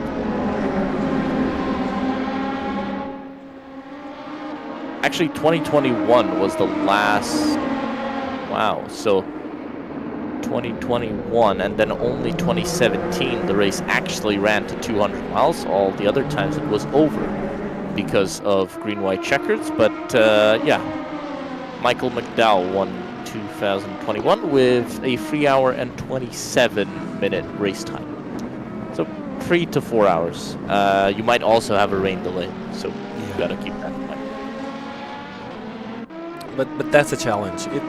A lot of people think that it's easy done, only left-hand corners, but I think that's a different kind of a challenge, and it's really physically demanding to make those NASCAR races complete. That's why they keep those bars in the cockpit during the races. It's a difficult race, though. It's a restrictor plate race, so everybody's got pretty similar power.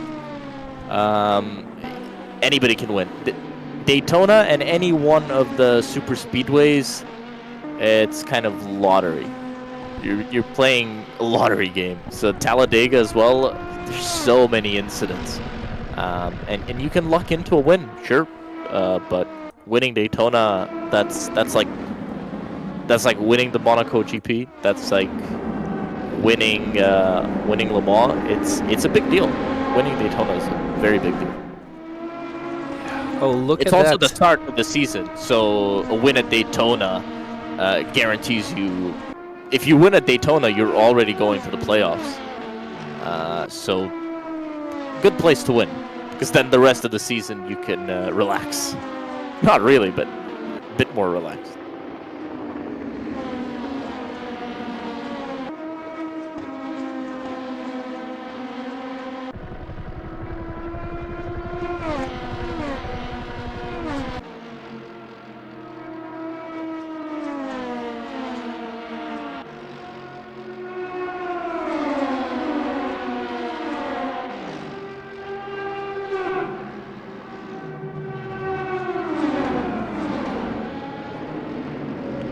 So the Italian racing team, oh, and they just made a mistake into turn 1. It looks like they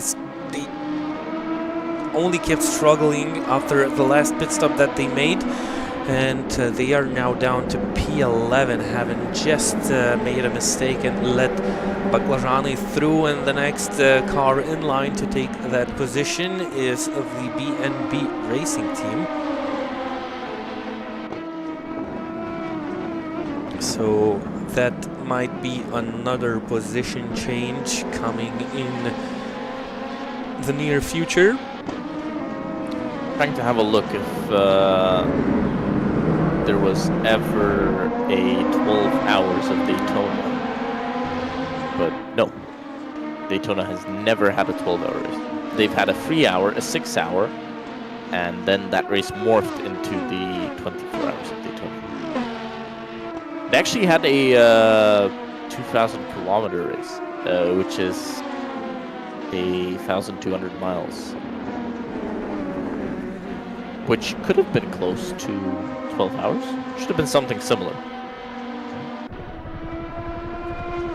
Yeah. I'll figure out how long that race actually took, and we'll see if we can actually compare it to these cars. This was in 1965, 64 and 65. Oh, wow. So, how old is this track? I think it all started on the beach with the old cars taking apart on the sand right on the beach, then going back onto the tarmac. By the way, we have a battle for P11 happening on our screens. Italia Racing, they just never stop going backwards after that pit stop.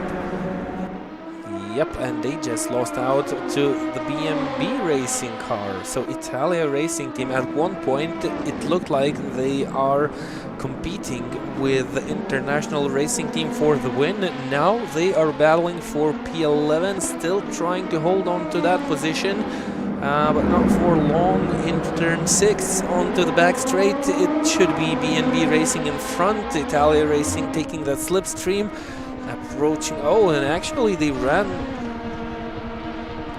Why did they take that high line at this? Maybe not to take the slipstream too early. Yep, I'm not sure. but then still they went to the outside. Normally you do that just to not get any slipstream and then have a kind of slingshot. Oh, the Italia Racing Team decides to take a creative line through the Le Mans chicane, and they're gonna lose another spot, I think. No, that's Velociraptor, P3. Taking one lap out of that stats of Italia Racing Team. So, yeah, quite a lot of time lost here.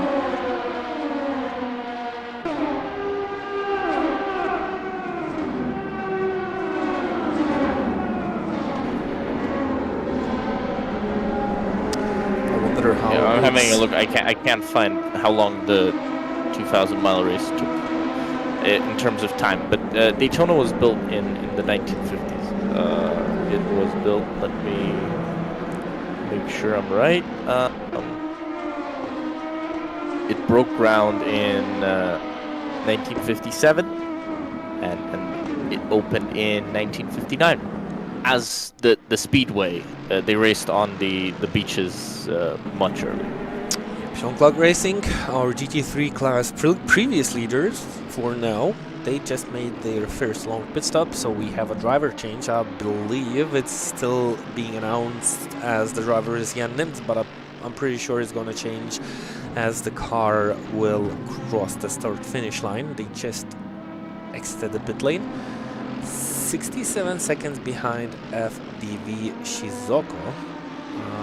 Racing, Veremievich is behind the wheel of the number 35 Mercedes.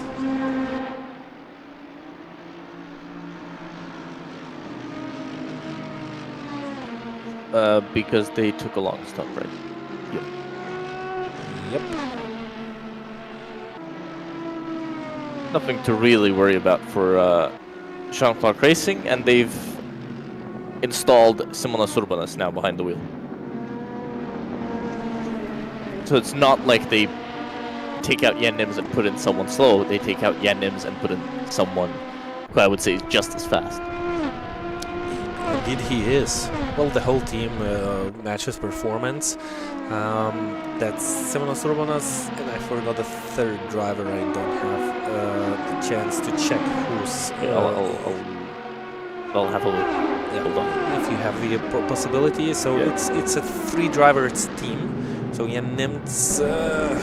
oh, and there's a contact. A small contact. Both of the cars managed to stay on the racetrack, but it was Jean-Claude Racing running into the back of that Mercedes. It was a small bump, nothing dramatic. Both cars managed to stay on track. This is time to remember. Jan Nims was always the driver behind the wheel of this Mercedes, and you put in a fast driver behind the wheel, but he has to adapt himself to the situation, to the track, to the conditions, and especially to the traffic. The driver's prepared for this race, but he's never been in this traffic.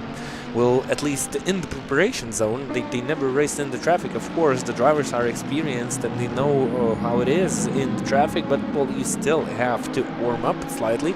So getting yourself into situations like these on the track as soon as you hit it after you exit the pit lane, it's kind of a challenge. Alex Leaf is in P3, by the way. Alex Leaf is the third driver in that car, in the Jean-Claude Racing GT. I think there is going to be roughly 3 hours while we see Simonas Urbanas behind the wheel of this Mercedes before they swap to the third driver. They need to do 5 long stops, remember? So yeah. They might make a stop a bit earlier. I'm pretty sure they have a really good strategy for their team with driver swaps. But we like to speculate. We think we know better, and we like to speculate. So it's more fun that way. Right. So Jean-Claude Racing holds the virtual lead, but the actual lead on track at the moment is held by the FDV car. They got 66 seconds. Sean Clark, the LMP2 Sean Clark Racing Team car, has stabilized the gap and dropped it down to 51 seconds, which is good for them. Yep, something. That's putting something. a bit of pressure on International Racing Team. Not too much pressure. I don't think they're feeling it too much, but not bad. I think they might start to smell blood here, and they might have some motivation to push again. And, well, if they need any more motivation, they should keep in mind the Dream to Drive car. Okay, they're 4.3 laps down, but they've completed 2 long stops. They'll be somewhere around the Sean Clark Racing car once they catch up with the long stops. Somewhere around that. But they need to push a bit more to catch up to the international. Oh, sliding around. Our current GT3 car class leaders that don't seem to be really fast. They just lost a position to another GT3 car, which is at least 1 lap down. Then they made a mistake and lost another position. So they are not particularly fast on the racetrack, but maybe they had a good strategy. Look, sliding around with that Mercedes, burning up those rears on the vehicle. It looks like they struggle a little bit, even though they are currently in the lead, dealing with the traffic. When you switch to the GT3, sometimes it gets chaotic for the drivers. 1 minute 47.5. 1 minute 45.1 for Simonas Urbonas in the second position. Well, at least a virtual second position. I think they had one more. They had 3 stops versus 2 stops, so that's Sean Clark in the lead without a doubt, just being second at this moment. Still good to see. They maybe have some sort of a rivalry.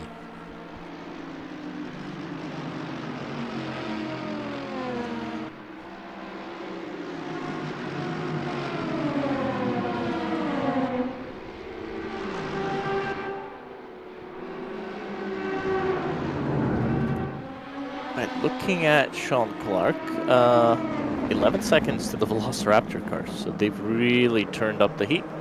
It's also, I think, Velociraptor kind of going into, wow, pretty wide. Okay, so the Sean Clark Racing taking risks.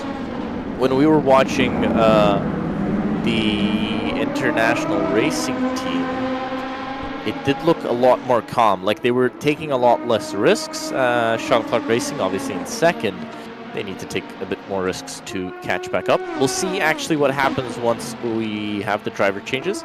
International Racing Team running with 2 drivers, Sean Clark Racing running with 3. We'll see how that pans out, and if that changes the dynamic in any way on the track, especially towards the end. Sean Clark Racing should have fresher drivers. Well, usually when you have 2 drivers versus 3 drivers, the 2 drivers mostly are able to have much more similar performance than there's a 3 drivers team. If you look at the Italia racing team, so we had 2 really fast drivers, and the third one at the moment he's kind of not able to at least keep up with the same pace as his teammates can. And that changes the dynamic of the strategy a little bit. Maybe they save tires, maybe they kind of just hold on the racetrack, but it's always slightly easier to think about the strategy when you have 2 similarly paced drivers, except that they can get a little bit too tired. But when you talk about fatigue, well, think about the Baclagiani racing team. It is a 1-driver team, so it's doable. So if you can do it on yourself, then it's twice as easy to do it when you have 2 drivers.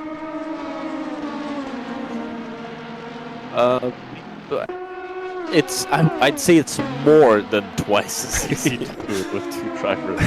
You get, yeah, maybe 5 times easier. You have probably, I would say 12 hours, 12 times easier to do it with 2 drivers. Because you can at least have some rest, right? You know, you're getting a bit tired, or maybe you're frustrated, right? You've had a bad stint, you can get out. If you're driving alone, you gotta keep going. Yep, you can do kind of 3-hour stints when you have 2 drivers, so that means you have to work for 3 hours, then you have 3 hours of free time. Well, you keep an eye on your teammates, you think about the strategy, you are still active, but still you don't have to sit in your cockpit, in your sim, and do the hard job, which is actually, well, tiring. I'm pretty sure the drivers who made it in the races like these, 12 hours on their own, we actually had winning drivers in similar races that happened in Sebring a couple of years ago. We had actually a couple of teams with one man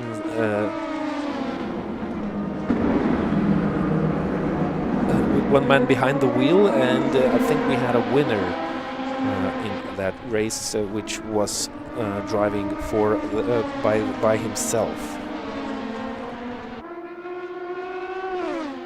We'll have to run stat check on that later. That's gonna be for part 2 of the broadcast to figure out if anyone has won racing alone, and maybe even the largest share of time in a Worldsimseries 12 or 24-hour race. That could also be a stat. To win, by the way. I'm sure there's been more that have completed a 12-hour race alone. I know I kind of remember somebody doing a 24-hour race alone. For sure. In the history of sim sports, I'm pretty sure you No, can find. in World Series, I remember. I think in the past year we've seen someone try and run a 24-hour race alone. They weren't maybe super successful in it, but I do remember that happening. I cannot give out a word of myself. That's the sim racing team. That sim racing team against Versus off-track racing, and that's a swap. Is it a swap? It is a swap. Right, for position. Off-track racing gets in front. We'll see if that sim racing team tries to come back at them. It's a bit early on in the race to actually try to really fight for positions. I feel like you can take a more relaxed approach, at least for now. Yep. And with that being said, a more relaxed approach. I think it's time for me and Gustas to take our first break of this race. We will take our first long pit stop, and we should be back in roughly 16 minutes. We will leave you with the live on-track action with our camera guys. Presenting you the best on-track action as possible, and you will hear our voices in roughly 60 minutes of time from now.